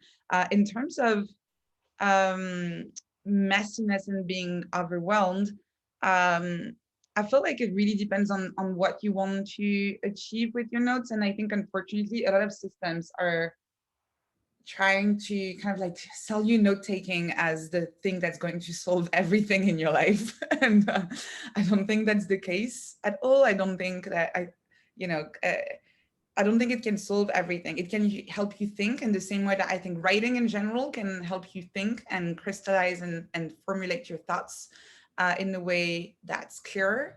It can help you empty your brain, like the whole concept Thiago has of building a second brain. I don't know if I'm convinced about the building part, but making space in your actual brain and emptying part of, like, offloading some of the load to a note-taking system. I do believe in this. I do think that you can take some of the mental load and put it in that note-taking system and free your mind to think about more creative stuff. I think note-taking can do that. And I do think also that it can help you connect ideas, again, by revisiting past things and looking at two things you wrote and seeing that, or sometimes just for me, seeing that things keep on coming back, that I've been writing about this for actually 6 months across different topics and different areas of work, or different conversations with friends, that things keep on coming back. This is usually a sign that I need to pay more attention about a topic. So I think if this is how you approach note-taking, there's no reason to feel overwhelmed then, because some notes are just going to be there and die in there, and that's completely okay. Some of them are, you're going to, the whole concept of gardening, some of them you're going to grow, you're going to tend to, you're going to keep on coming back to, and they're going to become these ideas that are red threads across all of the areas that you're thinking about. And that's good, and that's fine. So I think a lot of people who tend to are overwhelmed are people who either expect too much from note-taking, or are trying to make it this really neat, organized thing that makes sense, where every idea has a box to go to, and where every idea is neatly formulated and perfectly crafted and something that they can immediately use. If you embrace the messiness and you understand that this is just a garden that's meant to grow, and there are going to be some weeds and some flowers, and that's completely fine, you're not going to feel overwhelmed. That's so good. Yeah. I mean, so even earlier when you were talking about how you encounter your past self, and sometimes you find it, when it's a stable value, something that you cared about then and you still care about it now in the same way, that's great. And when it's different and then you feel differently now, you feel like you've changed your mind on something, you've grown, evolved your position, that also feels good. Like that itself, like what you just described there, is a kind of meta nimbleness or like navigational skill, right? And that's not in the notes, right? That's in you, and that's your way of reacting to change or reacting to non-change, right? So like some you can imagine someone who's like the opposite, and they find a way to feel bad about both of it. They're like, I'm still the same on this, like nothing has changed, like I'm the same person, like what terrible thing. On the other hand, it's like, I'm such a hypocrite, I'm so inconsistent, everything just, so it's like, yeah, like how you feel about what is in front of you is itself like a. So earlier at some point we were talking about music and how like wrong notes in music is a matter of context, and like very skillful musicians, when they make mistakes, they don't flinch, they don't like freak out, they just glide the mistake of the music glide the wrong note into the right note, and then it becomes jazz, it becomes like kind of like a misstep becomes a dance move. And like similarly, it feels like, yeah, it's all about expectations. Like, so if you have very rigid expectations of how things are supposed to go, and you just described that as well with right, like the perfectly crafted system, like the system has to be this way, I want it to be like, there's no mess, no, like if you have that expectation, then you're going to be disappointed and upset. So it really does go back to emotional regulation and how you feel about what's in front of your face, right? And I guess, yeah, so I guess an interesting thing would be, to what degree could a tool theoretically help someone with that?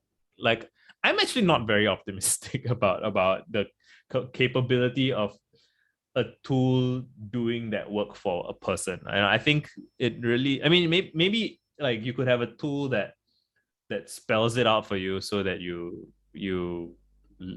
consider the things. Like you could have an app that has, when the loading screen has a reminder, remember, like mess is fine. Like maybe that's helpful, but I think most people tend to glaze their eyes over at whatever those loading screen messages and stuff is. So it still comes back to your personal. I mean, that's how I feel about it. What do you think? Do you think it's do you think that there is I mean, what do you think? Open-ended. I know, I agree with you. I don't think this is another thing that I see a lot is, again, people are expecting too much from note-taking systems, but they're also expecting too much from note-taking tools.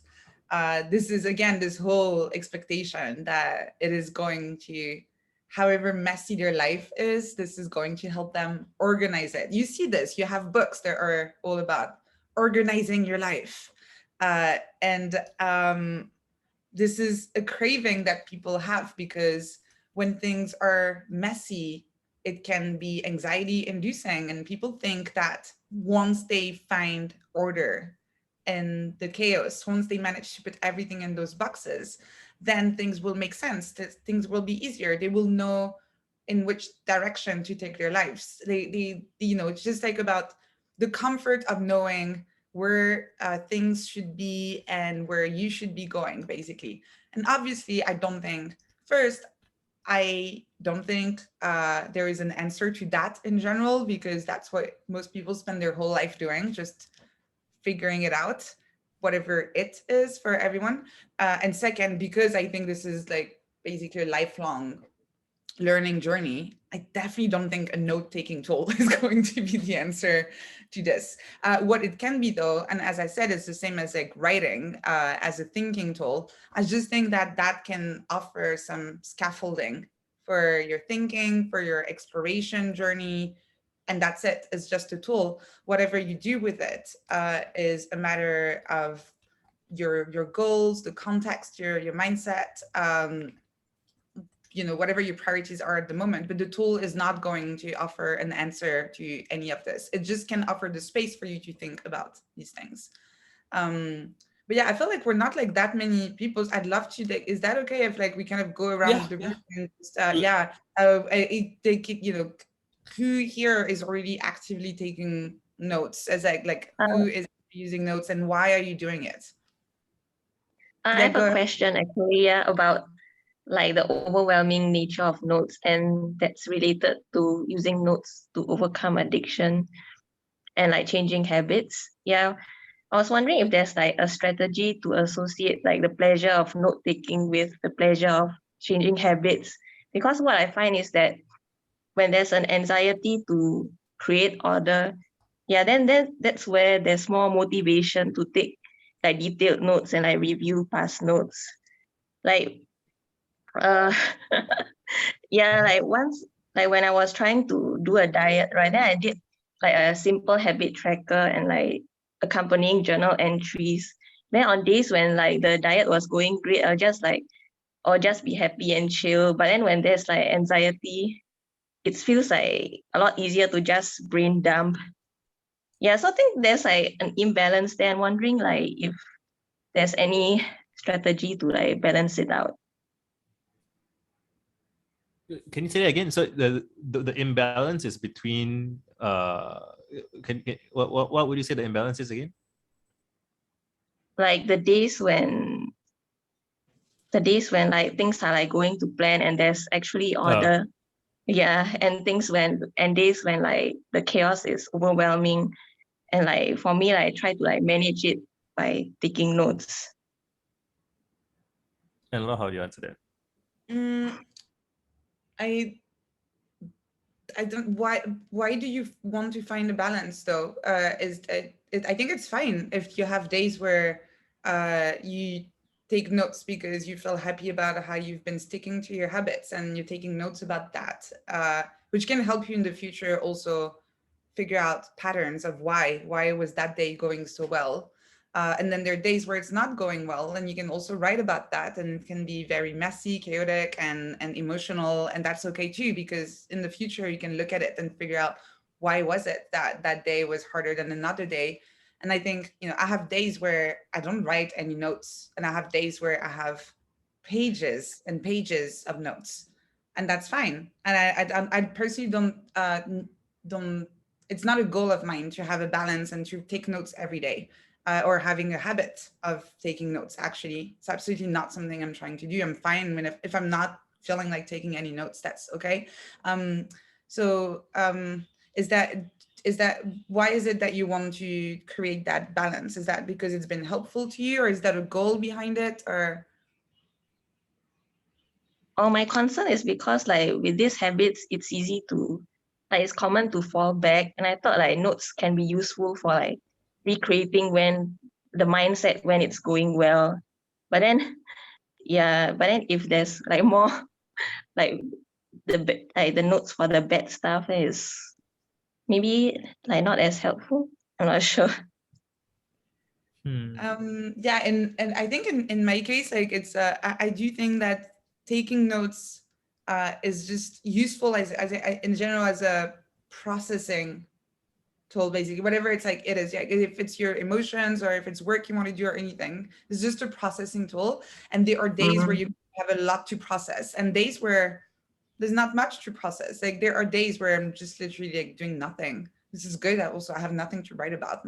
It's very rare when it happens, but it's nice. Like when nothing happens and I don't feel like taking any notes. So I think just see it as something that you use whenever you feel like you need it and whenever it's useful. But if there are days where it doesn't feel like it's helping, and you're already feeling a bit self-conscious because maybe you're struggling with the habit you're trying to build, whether it's managing your diet better or exercising more, or maybe managing an addiction or whatever. If you're already feeling bad because you've been struggling with this, don't add the extra anxiety of feeling like, oh no, and I haven't been taking any notes about it. Like just we're struggling with enough already in life. You don't have to add that extra thing.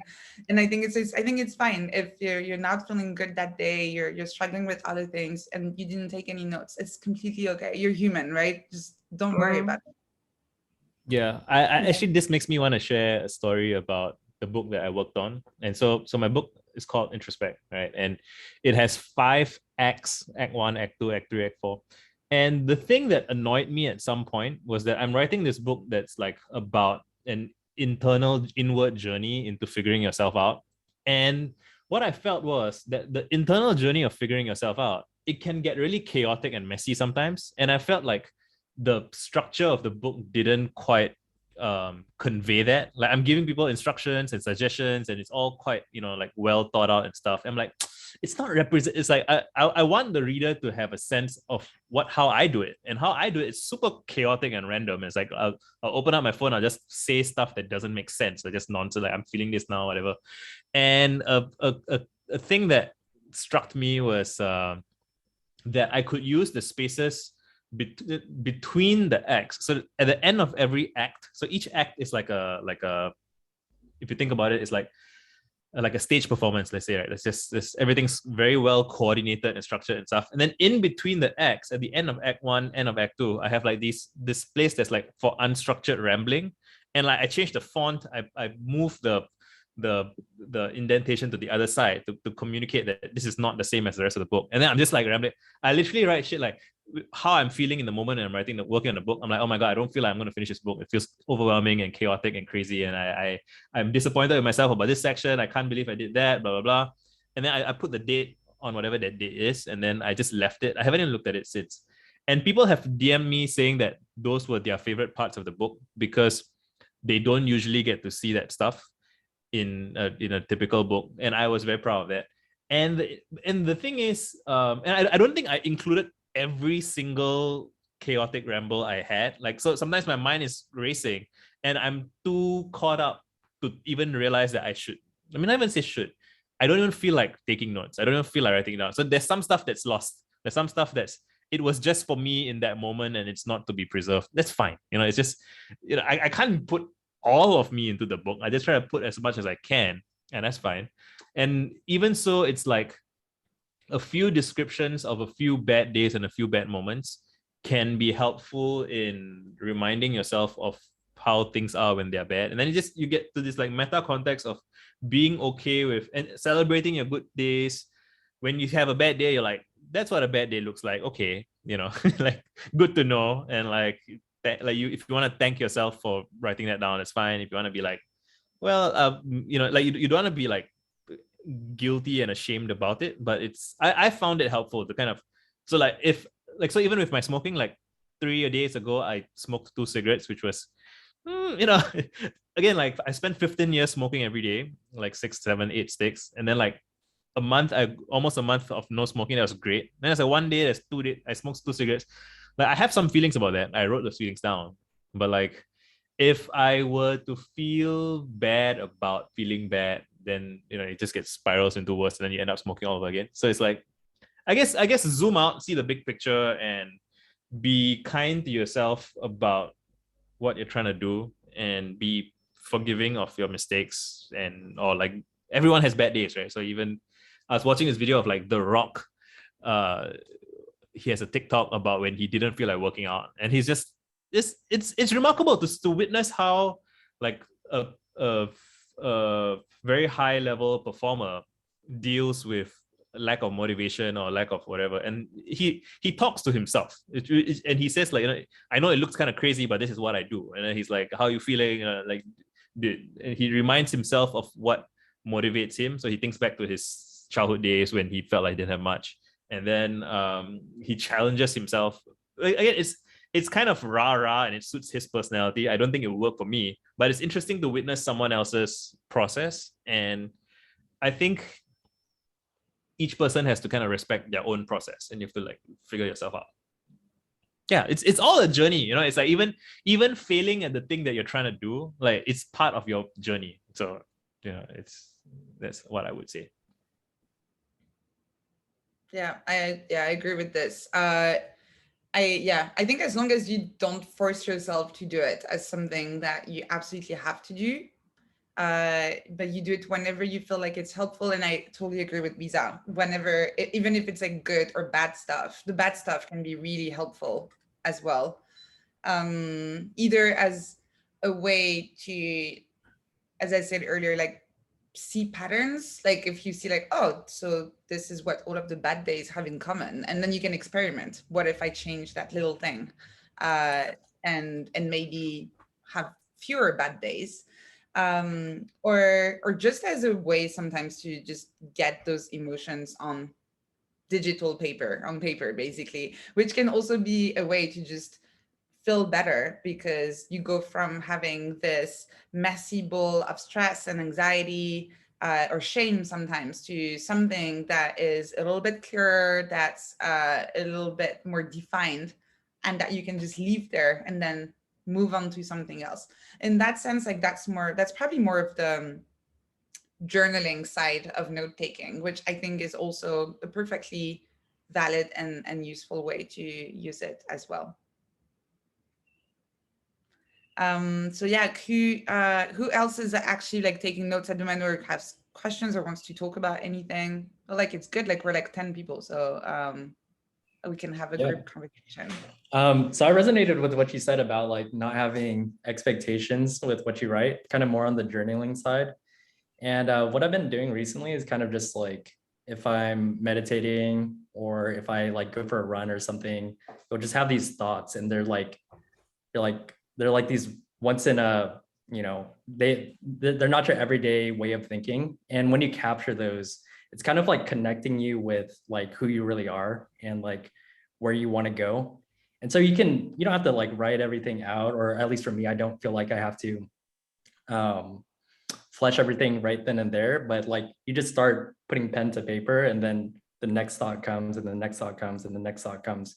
Then all of a sudden you feel closer to like who you are. And yeah, just like not having expectations, being stream of conscious about it kind of has been my recent favorite thing about notes. Yeah, I really like this. I do have those stream of consciousness, that type of notes also. These are the ones where I tend to have pages and pages, and there's a lot of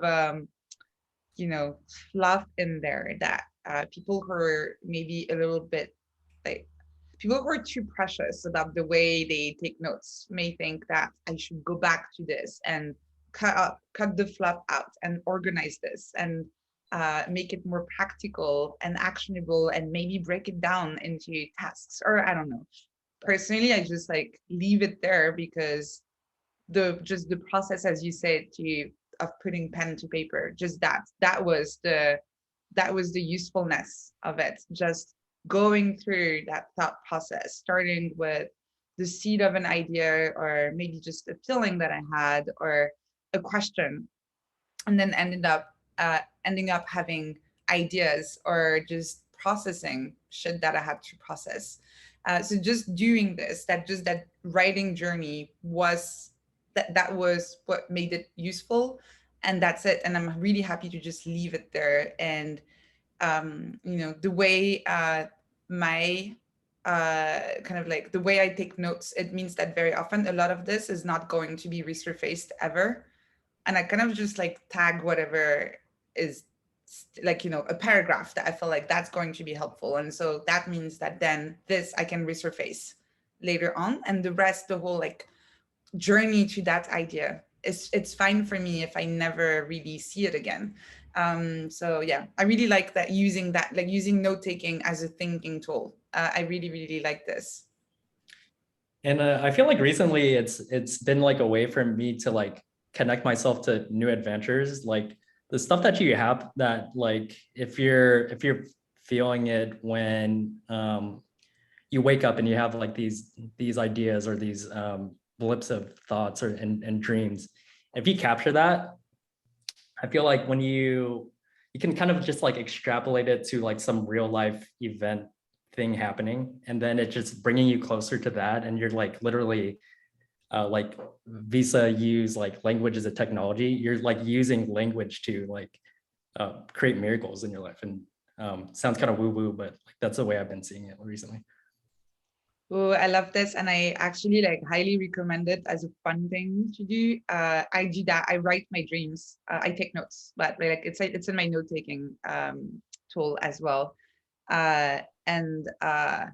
Yeah, it's such a nice thing to do in the morning. Like I make my coffee, and before I start doing any work, I just I write. I basically, when I wake up, I put them on my phone, because I'm still happy. If I'm too awake, then I forget them. So I'm like literally with one eye open and just being like, this is what happened. And then I copy paste it in Rome, and I just flesh it out with actual sentences that I'll be able to read later and understand. But yeah, it's just a fun thing to do. I've never thought though about then taking those dreams and trying to extrapolate on them and connecting them to real life stuff. So that's something I'm going to try. I've never done that. I just write my dreams, but I just recommend it as a fun thing to do in general. Absolutely. Yeah, I do that too. It's pretty. It's amazing. It's like I'm always as a creative wannabe. Like if you ever want to write fiction or whatever, like the stuff that comes out with dreams is crazy. It's like you couldn't come up with it if you tried. It's like your brain has all these things going on, and it's like it's free content in a sense. I mean, not to get all like capitalisty and be like you have to monetize, you have to like kind of extract value out of every single thing. But it's just fun. It's interesting. It's like it can surprise you what your brain does to you right? Like it gives you stuff. And yeah, I think that is coming up for me now listening to this stuff is that sometimes when I talk to people about these things, or they ask me stuff, like I think that people's intuitions about making stuff, like so writing notes and whatever, it's still kind of it hasn't adapted to the fact that we can really make tons of stuff for effectively free. Like you can write, like I get the sense that some people take notes like they are gonna run out. It's like it's as though like there's a limited amount of space where so like Da Vinci had a limited amount of paper, so he had to reuse his paper. And there are some interesting things that happen when you reuse your physical paper, and there's like accidental connections from double writing. But like with digital notes or whatever, and paper is so cheap now. Back then it was expensive, but paper is so cheap now, so you could actually write volumes and volumes of notebooks, pages and pages of text.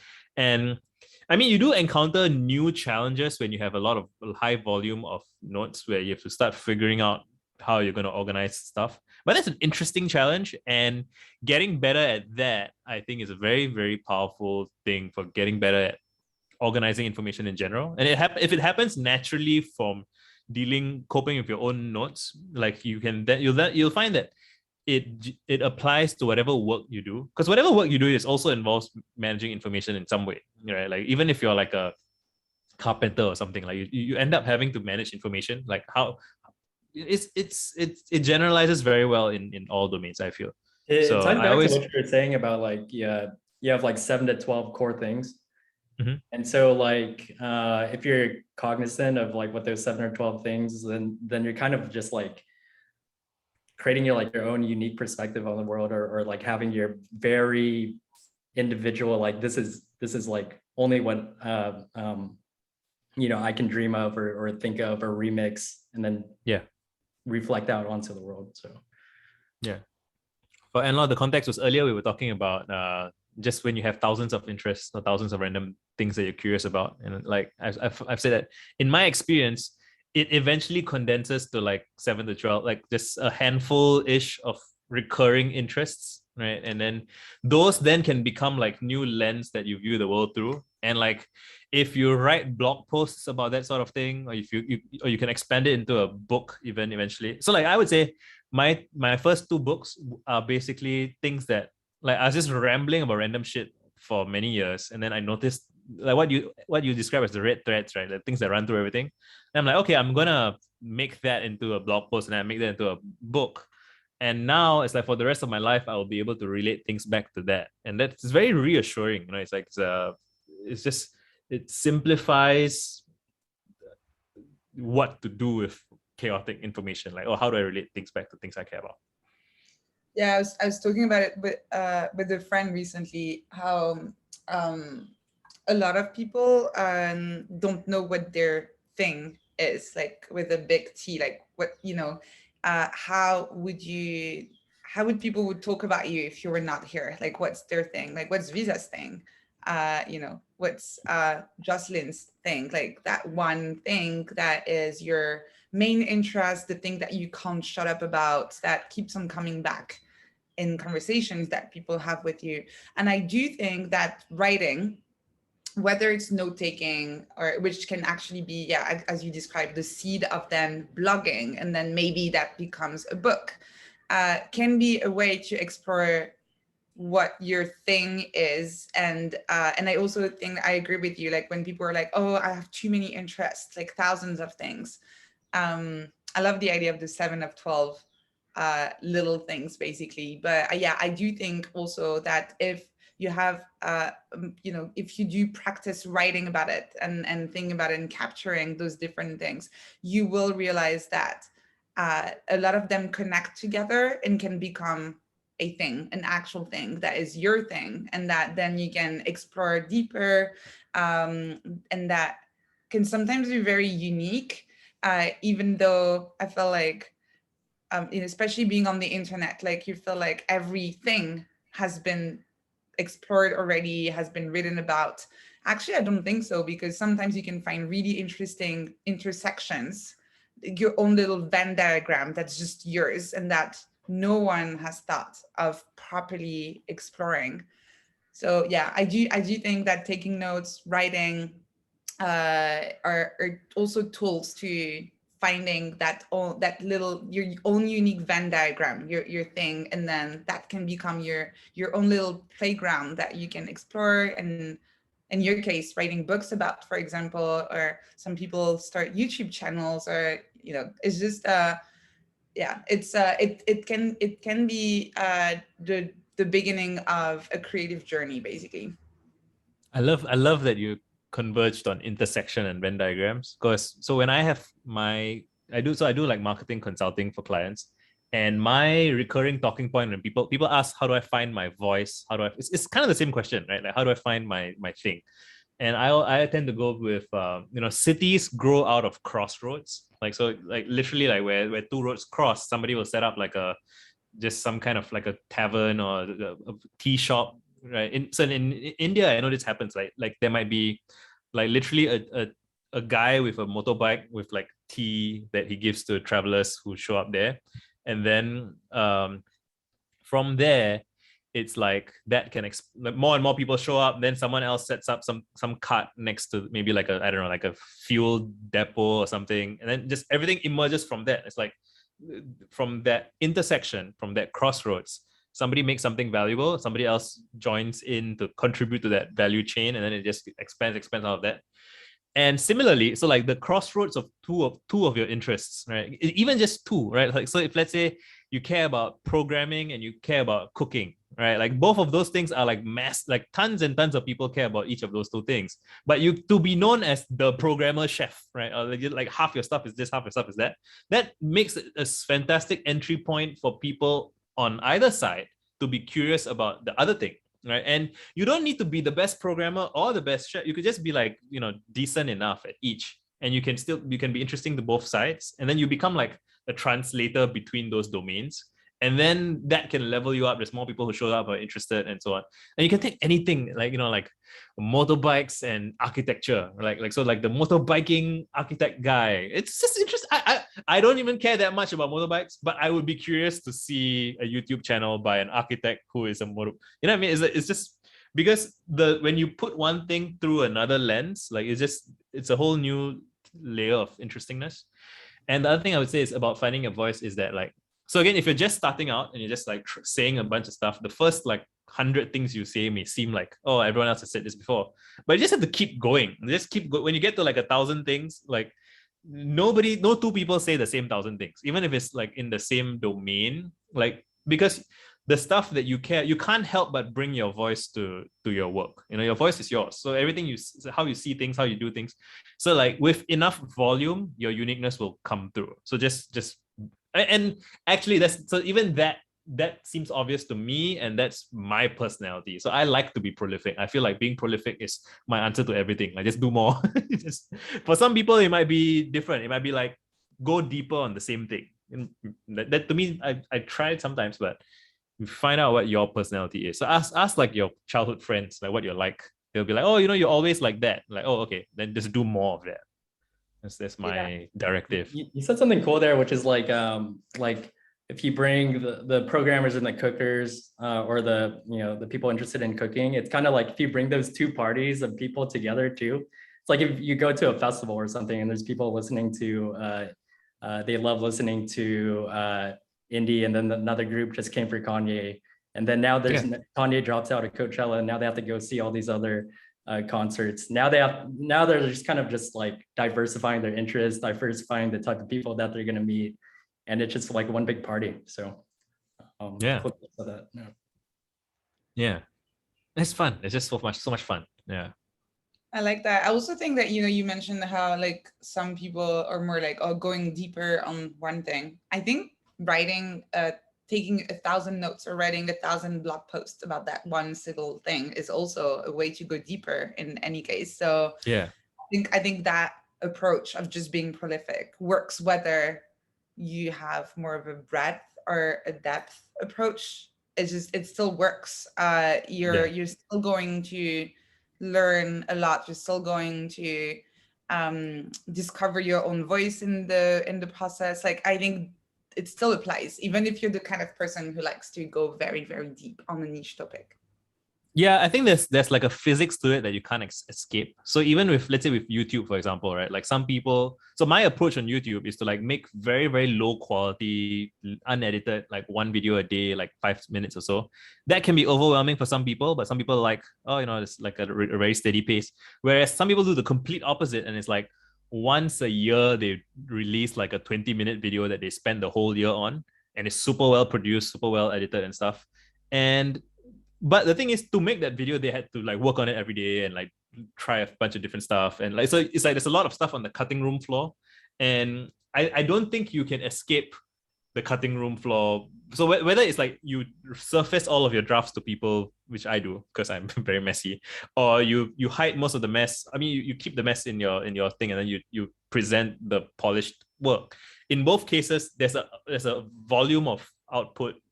So it's just a matter of how much of the output do you surface to the audience, but the volume of output is inescapable, right? Like the musician has to practice, the athlete has to go for training every day. Like this, it's that repetition that really you develop familiarity with yourself and your voice and what you care about and all those things. Yeah, the pottery analogy, exactly that. Yes, like you have to. There's no escaping that. So you should pick the thing that you like doing, that you enjoy. Like so again, you look at an Olympic swimmer, and it's like they win the medal, but like the defining characteristic of an Olympic swimmer is that every morning they wake up at 5 a.m. and they go to the pool, and they have to enjoy that at some level. You can't, because to do that for day after day for years, like 4 or 5 years, like you have to, like they have to wake up in the morning and be like, it's a nice day for a swim. They must be thinking that, or they wouldn't be able to do that. So you have to find what is the thing that you do. I always ask people, like, what do you do like when you're skiving from work? Like when you're like, so for me, I used to write for fun. Like when I'm like avoiding my work, I would just be writing stuff on my own. So it's very difficult to compete with someone who does a thing for fun, right? So if like, and you find the thing that you do for fun, and I love this. Actually, this is a really good way to figure out what is something you love doing. Is what do you do when you're procrastinating on work that you should be doing, right? Yeah. I'm the same. I'm the same. Like sometimes I have this very long list of things I should actually be doing for the business. And I'm like, I just want to write. I just want to sit down and write. So I know some people will say things like, oh, the thing I do is unproductive. Like I just watch YouTube videos. I'm like, even then, right? So even if your thing is, I like to watch a bunch of YouTube videos, like there's something there. It's like you can't watch lots and lots of YouTube videos without developing a sense of the aesthetic and like it's just, even if you're just watching a lot of videos, there's a visual language that you pick up that you don't realize that you're picking up. And so you now have unintentionally cultivated taste. You now have taste in YouTube videos that someone who doesn't watch a lot of YouTube videos doesn't have. And that can end up being useful in some way that you don't anticipate. But first of all, you have to realize that you have it. And it's not obvious that you have something until you encounter someone else who doesn't have it. And they're like, oh, okay, like you don't have strong opinions on what good videos are, or what good editing is, what good cuts are, what good sound design, all those things. And so it can be, I think people always underestimate what they are good at or what they are familiar with, because when it's familiar, it feels normal to you. But like what's normal to you isn't necessarily what's normal to the rest of the population, right? Like some people don't watch videos at all, and some people don't scroll Twitter at all. Like different people just have entirely different consumption patterns. It's very interesting.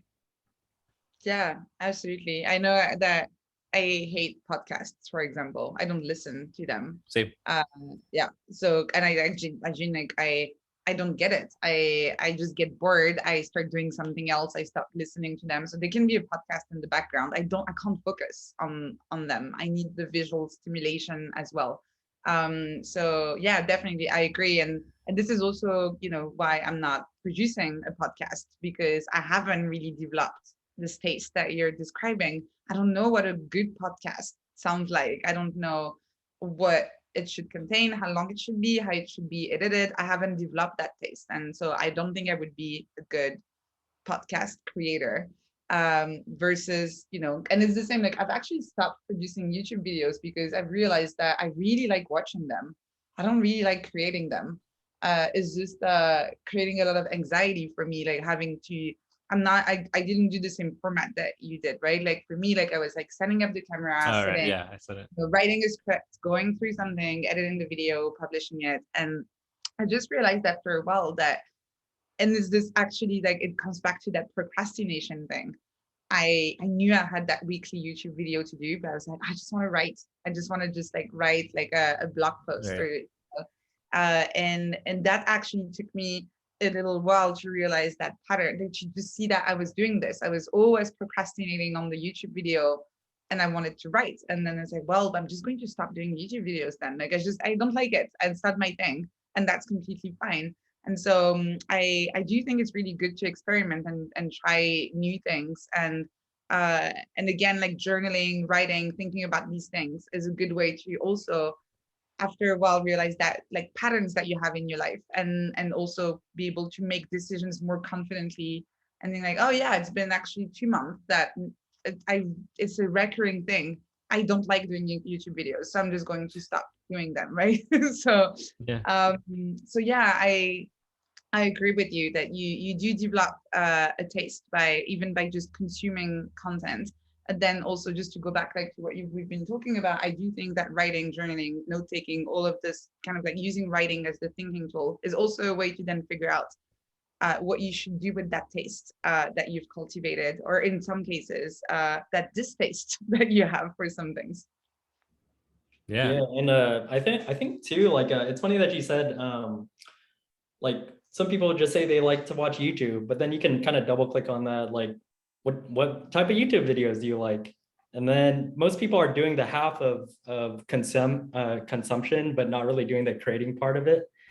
And so like if you probably had those people who are consuming a type of videos, maybe they like watching like Casey Neistat vlogs or something like that, and they find out that they like his cool longboard, and then they get into longboards or something like that. But that exploration, like through writing or creating something, or that inner journey of like, hey, why do I actually like this thing? It kind of makes you like it more, and then diverges into other interests that are kind of peripheral to it. So I thought that was kind of interesting. Yeah, I think it's interesting actually, because it also makes me realize that and especially I think in our little corner of the internet, there's sometimes this like weird pressure to create something. Like you have to be a creator. There's something wrong about just consuming content. And I feel like sometimes it can be a little bit toxic is probably too strong of a word, but it's just bad. Like it's like why aren't we more comfortable with, maybe I love Casey Neistat's videos about longboards. Doesn't mean I have to create my own videos about that, right? I can just enjoy his work, have a good time, being like, this is really good. Like he's put obviously a lot of love and time and energy into this, and I'm going to love the end product of this, but it doesn't mean that then I need to create my own content about it. And I think this is another unnecessary pressure that a lot of people have with taking notes and writing, is that every input has to turn into an output. And I don't think that's the case either. Sometimes it's just fine to consume content and just appreciate it and have a good time, just feeling like, oh, that was great. It was entertaining, for example. It was just good. And it doesn't have any practical usefulness to it, any actual output. It's just going to be enjoyable to consume content. The same way that, you just read a novel doesn't mean that you need to publish your notes about the novel that you read. You can just enjoy it. And so, yeah, I think we would, a lot of us would benefit from, and again, I think this is a problem that's very specific to our tiny corner of the internet, which is weird and wonderful, but there is something about a lot of people being like, oh, I read something, I have to turn it into a Twitter thread, or I have to do a blog post, or I have to do a YouTube video about it. And I feel like sometimes I read some of these and I feel like, it would have been fine also if you just enjoyed it and you didn't turn it into something publishable. No, yeah, I totally agree with that. Let's see. I think when it's like mindless consumption and you like just wake up and you're just, you read that and you read this, and then you don't figure out what you like, I think that's where it's kind of like you're just you're consuming things and you're just like turning into whatever you consume. Was kind of what I was talking about. Yeah, mindless consumption. I agree. This is also when a lot of people actually don't feel good, right? You know, when you realize you've been scrolling for 3 hours and you just kind of feel bad because you feel like you've actually wasted your time, versus watching a really good YouTube video, or in some people, as I said, I don't like podcasts, but I imagine listening to a very good podcast episode or reading a good article. And again, that's fine if you don't take notes about these, but just maybe sometimes taking just a moment to appreciate how good that was, and maybe feeling grateful also for the creator who put all of their work into this. And in that sense, like, it becomes more of a mindful experience. I think that's good. And the mindless stuff, like, usually you do realize when you've been doing this and then you feel bad. And it's completely fine, right? You just feel bad about it and you know, stop doing it and do something else. That's okay, right?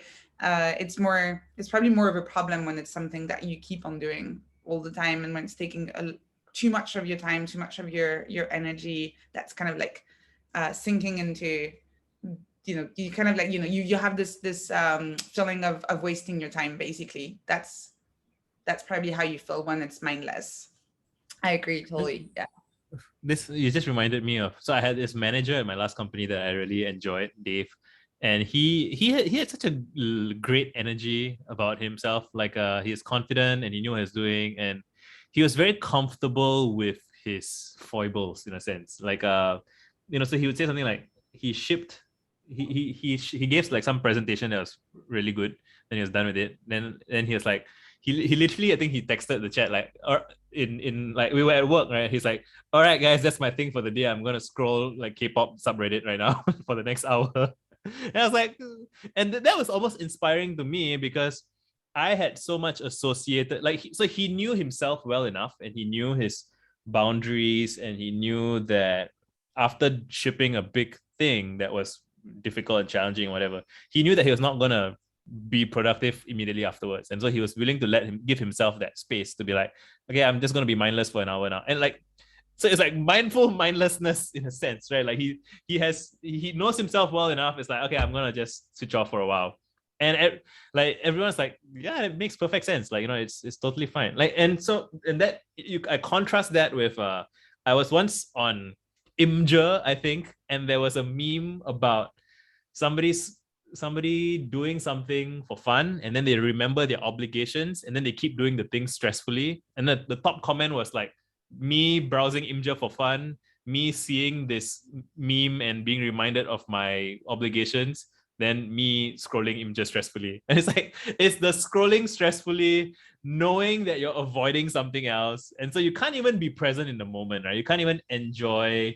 It's like if you're hanging out, if you're supposed to hang out with your friends, and I do this with my spouse a lot, my wife, right? Like, so I'm like, okay, I gotta hang out with my wife, and then she's like, you're not, what's going on? Like, you're not even here. You know, it's like you're here, but you're not here because you're stressing out about something else. And it's like, what's the point? So you're kind of getting the worst of both worlds, right? So, and then you have to laugh, right? If you get stressed about that, it gets worse. So you have to laugh, and then you have reset. You're like, okay, what's going on? What am I avoiding? What am I stressed about? Like, okay, I'm stressed about work. And you take like a few minutes to kind of recenter yourself, figure out what you're stressed about. And you have to like negotiate with yourself, right? Like, okay, I'm gonna do this for now, and then later I'm gonna go and do that. And then when you're at peace with yourself, then you can work, and then you can play, and then you can have fun and switch off. And I just said that very confidently, but I don't actually do that very well. I don't do it as often as I should. Or I guess I don't notice when I do it well, because when you're doing it well, you're fine. And then you always notice when you're doing it badly, which itself I think is reassuring to know, right? Like, there's a sense of we solve the problems that we know how to solve, and we avoid the problems that we know how to avoid. So since the problems that we can avoid are avoided and the problems that we can solve are solved, the rest of our time is spent stuck in problems that we couldn't avoid and don't know how to solve. So it feels like we are always fucking up. But it's an illusion, right? It feels that way because all the times you're not fucking up, you're not stuck there. You're only stuck in the things that you don't know how to do. And being aware of that, I think, is a huge relief. Like, oh, okay, like I feel, it seems like I feel stressed all the time, but it's like an optical illusion. It's like, you know, it's a selection bias sort of thing. And it helps to talk to friends. There's there's also the issue of how I know that personally, if I'm like in a good place in general, like mentally, like then I'll be also better at spotting those problems and fixing them. But if I'm not doing great, then I'm worse at spotting those problems and spotting them. So this is the interesting thing too, is that, and this is also why I feel like a lot of people think that, systems or whatever, this is also why the self-help industry is making billions, right? People think that you can learn, and apply a system, and then that's going to help you deal with all of those problems, right? The problem, but the meta problem is that usually you are able to apply those systems where you're already in a good place. And for you to be able to be like, oh, okay, so this is the problem. I'm going to apply the system and I'm going to fix it. Means that you're probably in a good place already, and you're just tweaking things and making them slightly better. When you actually have more systemic problems, things that are harder to solve and work on, it's probably going to take a lot of time. It's going to be messy, and it's definitely most of the time not going to be something that can be neatly addressed and fixed by applying whatever system that you learned about in a self-help book, or that you learned about in an online course or something like this. It's probably going to take a lot of time and introspection, just little reference to your book to deal with. So yeah, I think it's just healthier in general to accept that things are messy. Things are not always going to be perfect. You are going to have those moments where what you're doing makes no sense, and you're the one doing that to yourself. And as you say, just laugh about it basically, and be like, oh, that's fine. We're human. It's messy. We haven't all figured it out, and it's okay. The fun part is actually the journey of figuring it out. Yeah, and I would say that in my process, so I've tried like tons of stuff, and the thing that I'm finding to be most effective is that so what you just described, right? Like when you're in a good state, then you can solve problems, and when you're in a bad state, then it's harder. And like, so the paradox is like, when you're in a bad state, how do you get out, right? And I found that, and I kind of knew this intellectually, I guess, but like I've got some reassurance from like even more experienced people that really the best thing to do is to ask someone else for help. And even the thing is that even if you are like the most professional and accomplished person in a context, like in your group of friends, let's say, right? The thing is, like, even a child, like in some contexts, even like a child can be helpful to a person who is stuck, because they can just see the state that you're in. So and you can just imagine you're having a bad day and you don't realize that you're having a bad day, and a child says you look stressed, and you're like, oh fuck, and you start crying or whatever. You're like, it didn't occur to you that you look stressed until someone pointed it out, right? And so what I have been trying to do for myself is I have a handful of friends, like 5 or 6 people maybe, that we've now each done. So I encourage people to try this.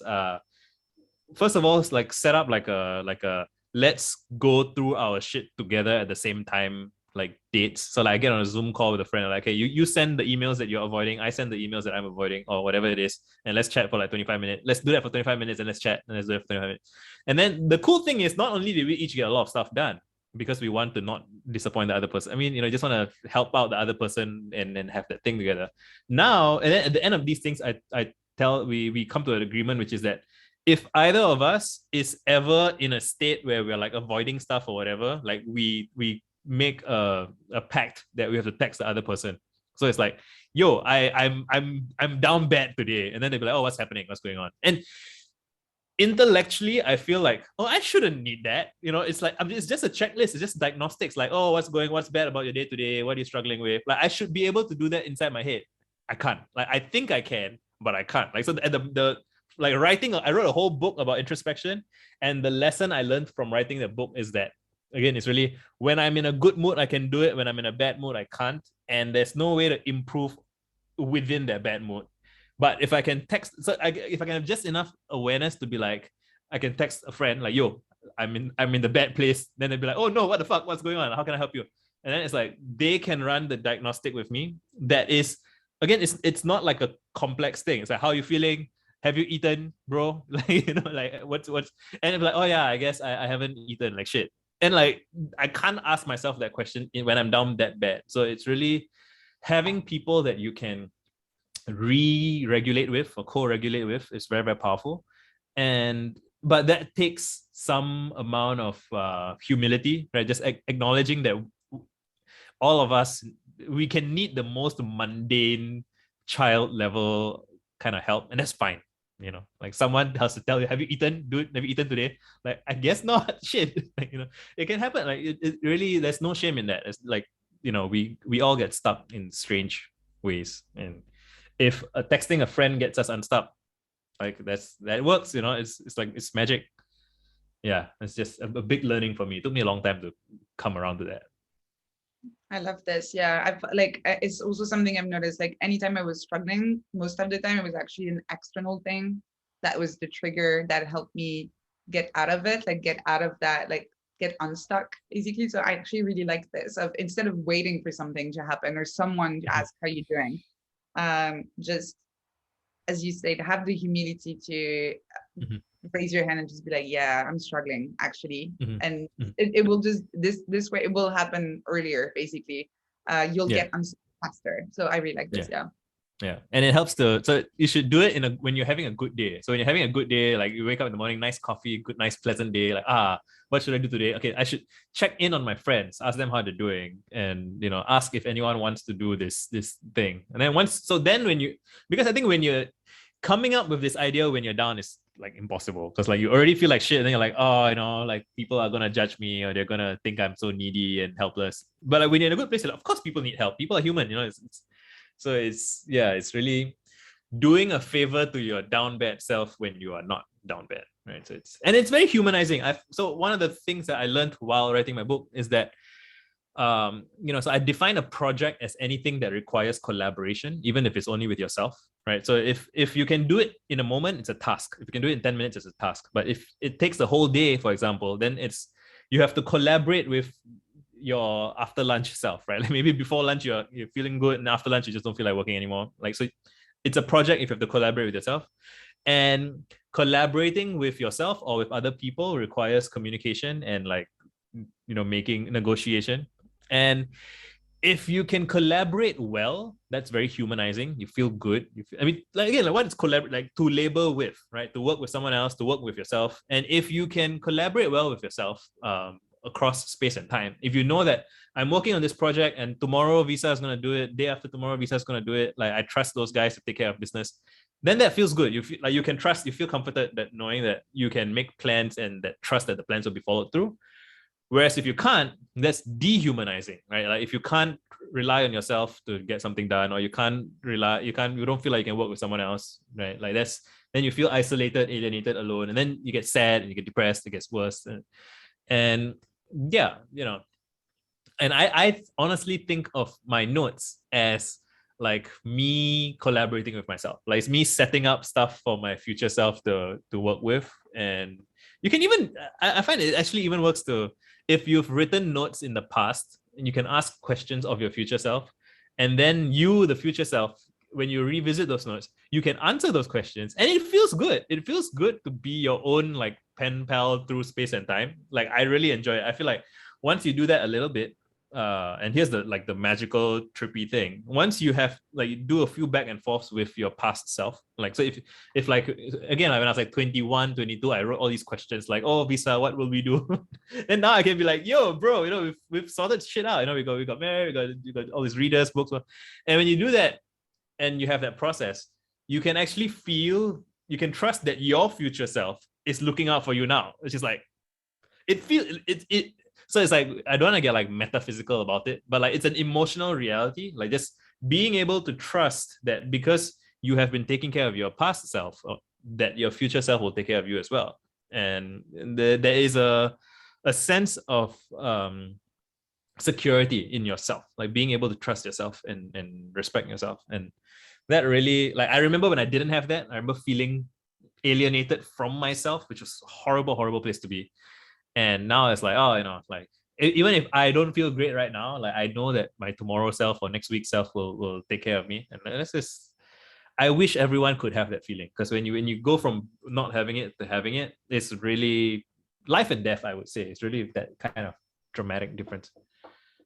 I love this. This is actually, like, I'm definitely going to use this to, like, in the future to expand on, like, this idea I've always had. Like, I've always seen, like, note taking as a way to, the question people, like, it's like a very common question that people ask, like, as an icebreaker, like, if you could host a dinner and invite whoever you could from the past and whether fictional or real, right?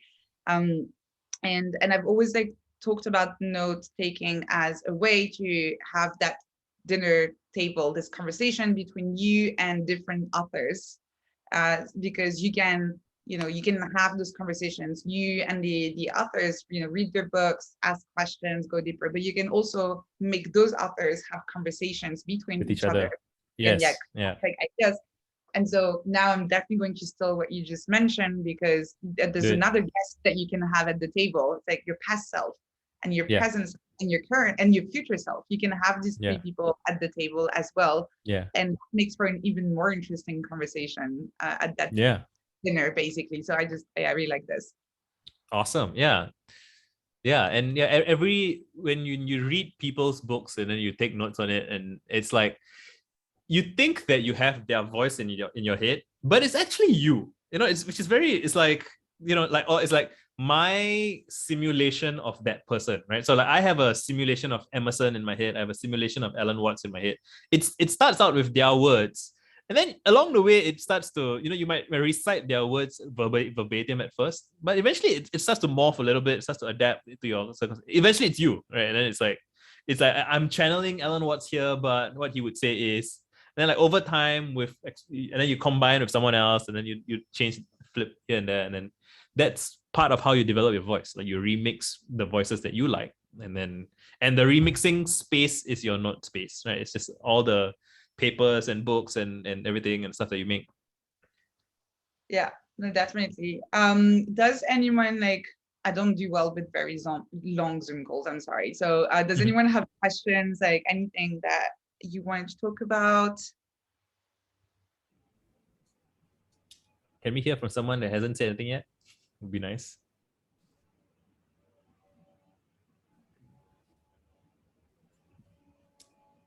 Ned, how about you? Yeah. Go ahead.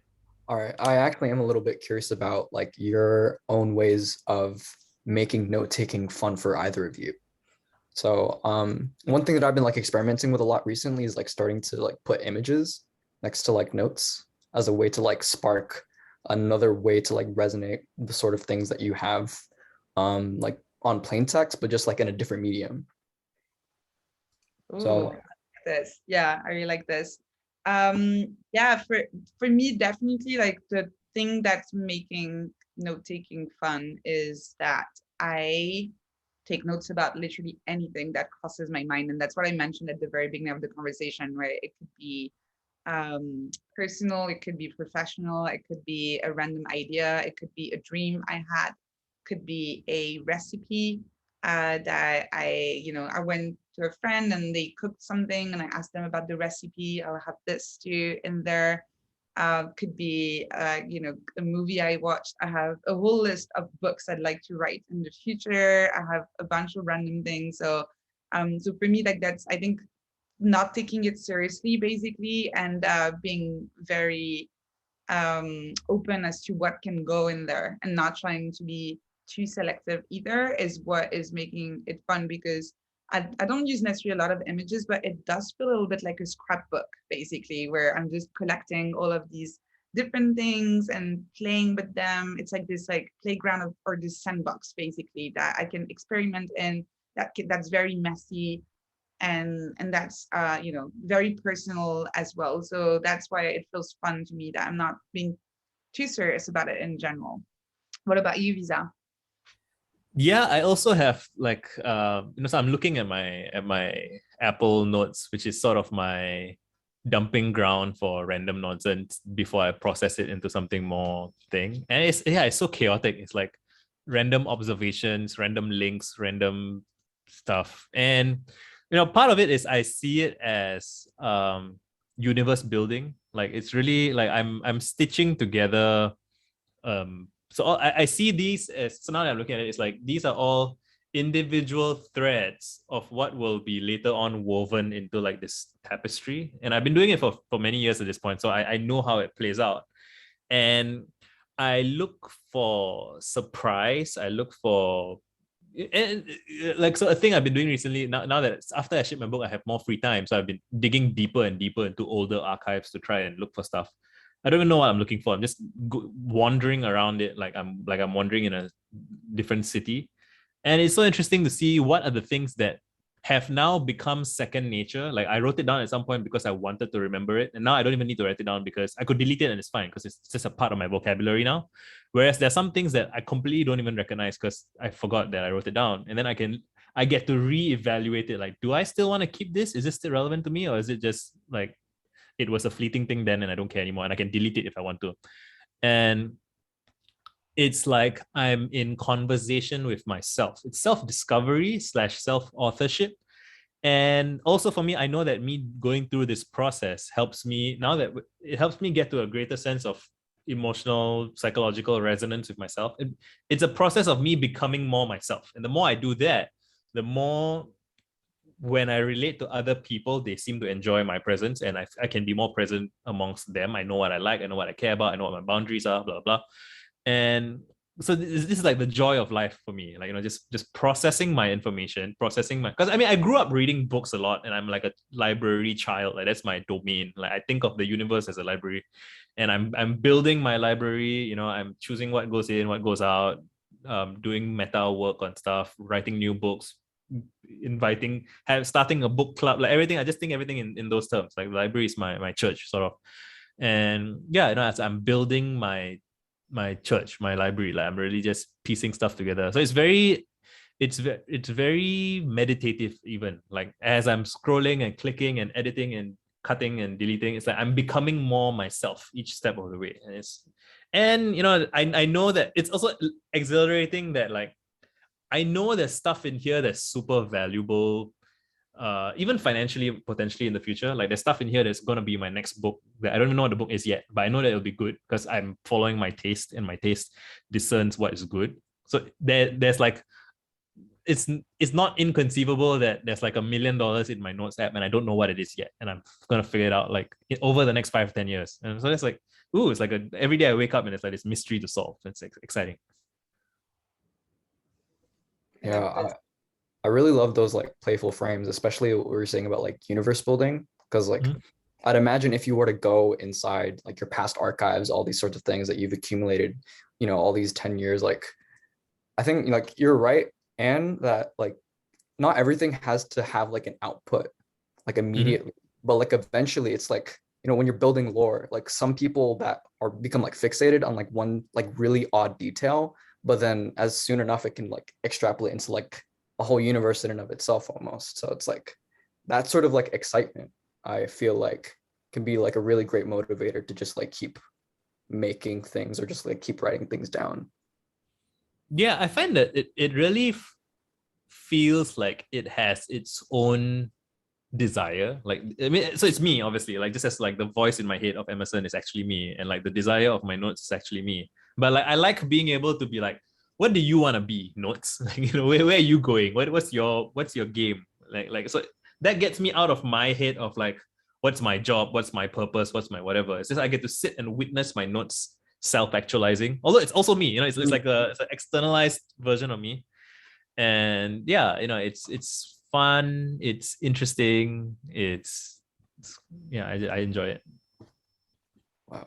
Witness your notes self-actualizing. That's some like galaxy brain, literally second brain shit. yeah, it is.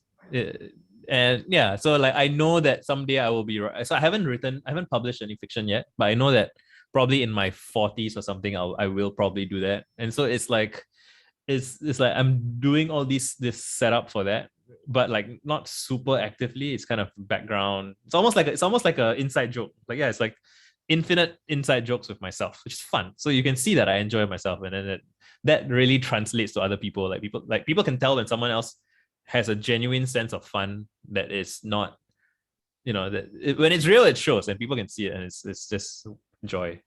Mhm. Yeah, I feel like speculative fiction in like this day and age, like a lot of these things are like happening that if you were to put it in a sort of like 10, 20 years from now, like novel about the world, I feel like it would resonate a lot, kind of like how, I don't know, science fiction is like a huge, like, how to say, fascination of mine, of like Snow Crash and like all those other, like, Hitchhiker's Guide to the Galaxy. They kind of like wrote all of those things because they were just like paying attention to the things that were going on in their day and age. And then now you have like all these sorts of things that sort of bleed into like modern day technology. So I don't know. Yeah. Science fiction writers is like a really interesting frame to like kind of grow into whatever sort of things you're growing or writing about like now. Yeah, and I also think that we are definitely living through crazy times. Like I think the 90s were probably the most, they could be the most like idyllic and peaceful decade of our lifetime. Like we grew up in a very, like if you look at history, like, so like 70s and 80s, there's like the Cold War and all that, and it's like this brief period of like a lot, and now it's like shit's getting crazy, and who knows how crazy it's gonna get. And so all the more, like, so if you read history, like if you read like about there are all these people who are, so I'm quite inspired by like diarists and like people who used to keep diaries in like 1500s, 1400s, 1800s. And like there's so much stuff we know about that period, those periods of time, that is very much a lot is owed to the people who wrote diaries during those times. And because, like, this is the thing I talk about with my wife all the time, because we care about like our local like history and the state of our times. Like you can't really, you would think that you can trust historians and journalists to take care of this, but you can't really, like not entirely, like not the institutional ones, because institutionalized history and institutionalized journalism end up being, I'm on my soapbox about this stuff, but like it's relevant. They end up being, like in service of whatever is the authorities, and it doesn't even need to be like, oh, like there's a authoritarian tyrant in power who's controlling the media and whatever, but it's just, like just people doing what is expedient because of news cycles and because of whatever. And then you look back over the past 10 years and stuff, and there's like who do you trust to give you an accurate picture of the past 10 years of whatever it is that you're interested in? And you'll find that, anybody who makes an effort, their effort is going to be contaminated or influenced, depending on how you want to frame it. They're influenced by the context that they are operating in, and like the agenda of whatever whether it's employer or whatever it is that they're operating in. And so if you are someone who cares significantly about knowing the truth of things, like what really happened during this time, what was the truth of COVID, what was the truth of all of those things, like, and I don't mean like to be like a truther, like, oh, there's a conspiracy, and none of that. I just mean like the narrative of what happened. Like what did you think when COVID first hit, right? How bad did you think it was going to be? Like if you try and remember now, your memory might be fallible because you might have shifted your memory in. I remember thinking it wasn't going to be a big deal, and I tweeted, I don't think it's going to be fine, like next month will be over, like I tweeted that shit. And so I can look back at my tweets and like, oh my god, I was so wrong, so badly wrong. And that's very useful information to have, I think. And if you don't write this shit down, it's convenient to forget. It's convenient to. I remember thinking the Olympics will be fine. Japan is, it's a very like proper, like they are very professional, and they're going to make sure that. I was wrong. It got cancelled. They couldn't. So it's like there's all this shit that you're wrong about. So like I recommend like making predictions, and when news happens, I remember thinking that Putin would never invade Ukraine. I just thought, I didn't think he would. So it's just keeping a list of all the things that you think, and then finding out how you're wrong is very humbling and very I mean, for me, that's something that I value a lot, like knowing the truth about my kind of false impressions or like my false sense of certainty. Like I'm so sure something's gonna happen and I'm wrong. And it's very easy to kind of sweep that under the rug and be like, oh, whatever, mistakes happen. And then you're like, no, why was I wrong? Like I remember I bet someone money that, like, I'm Singaporean and I bet someone on an outcome of like a Texas election. I don't know why I did that. I was like, oh, this guy's gonna win. And he didn't. He lost. I lost like 50 bucks. But like for 50 bucks, for the rest of my life, I'm gonna be like, wow, I was so wrong about a thing that I was so confident about. Like, what else am I wrong about? Like, it's like everything. That just Yeah, that goes back to the humility aspect that you mentioned earlier. Like, when you were talking about it, it was to be able to ask for help. But same thing. yeah, it's the same thing. Just also, just building that humility and like kind of like nurturing it by always reminding yourself that you can be wrong, that sometimes you need help, that sometimes however confident you are, it is very likely that whatever you think is not what's going to actually happen. So yeah, it's just a good thing to nurture in general.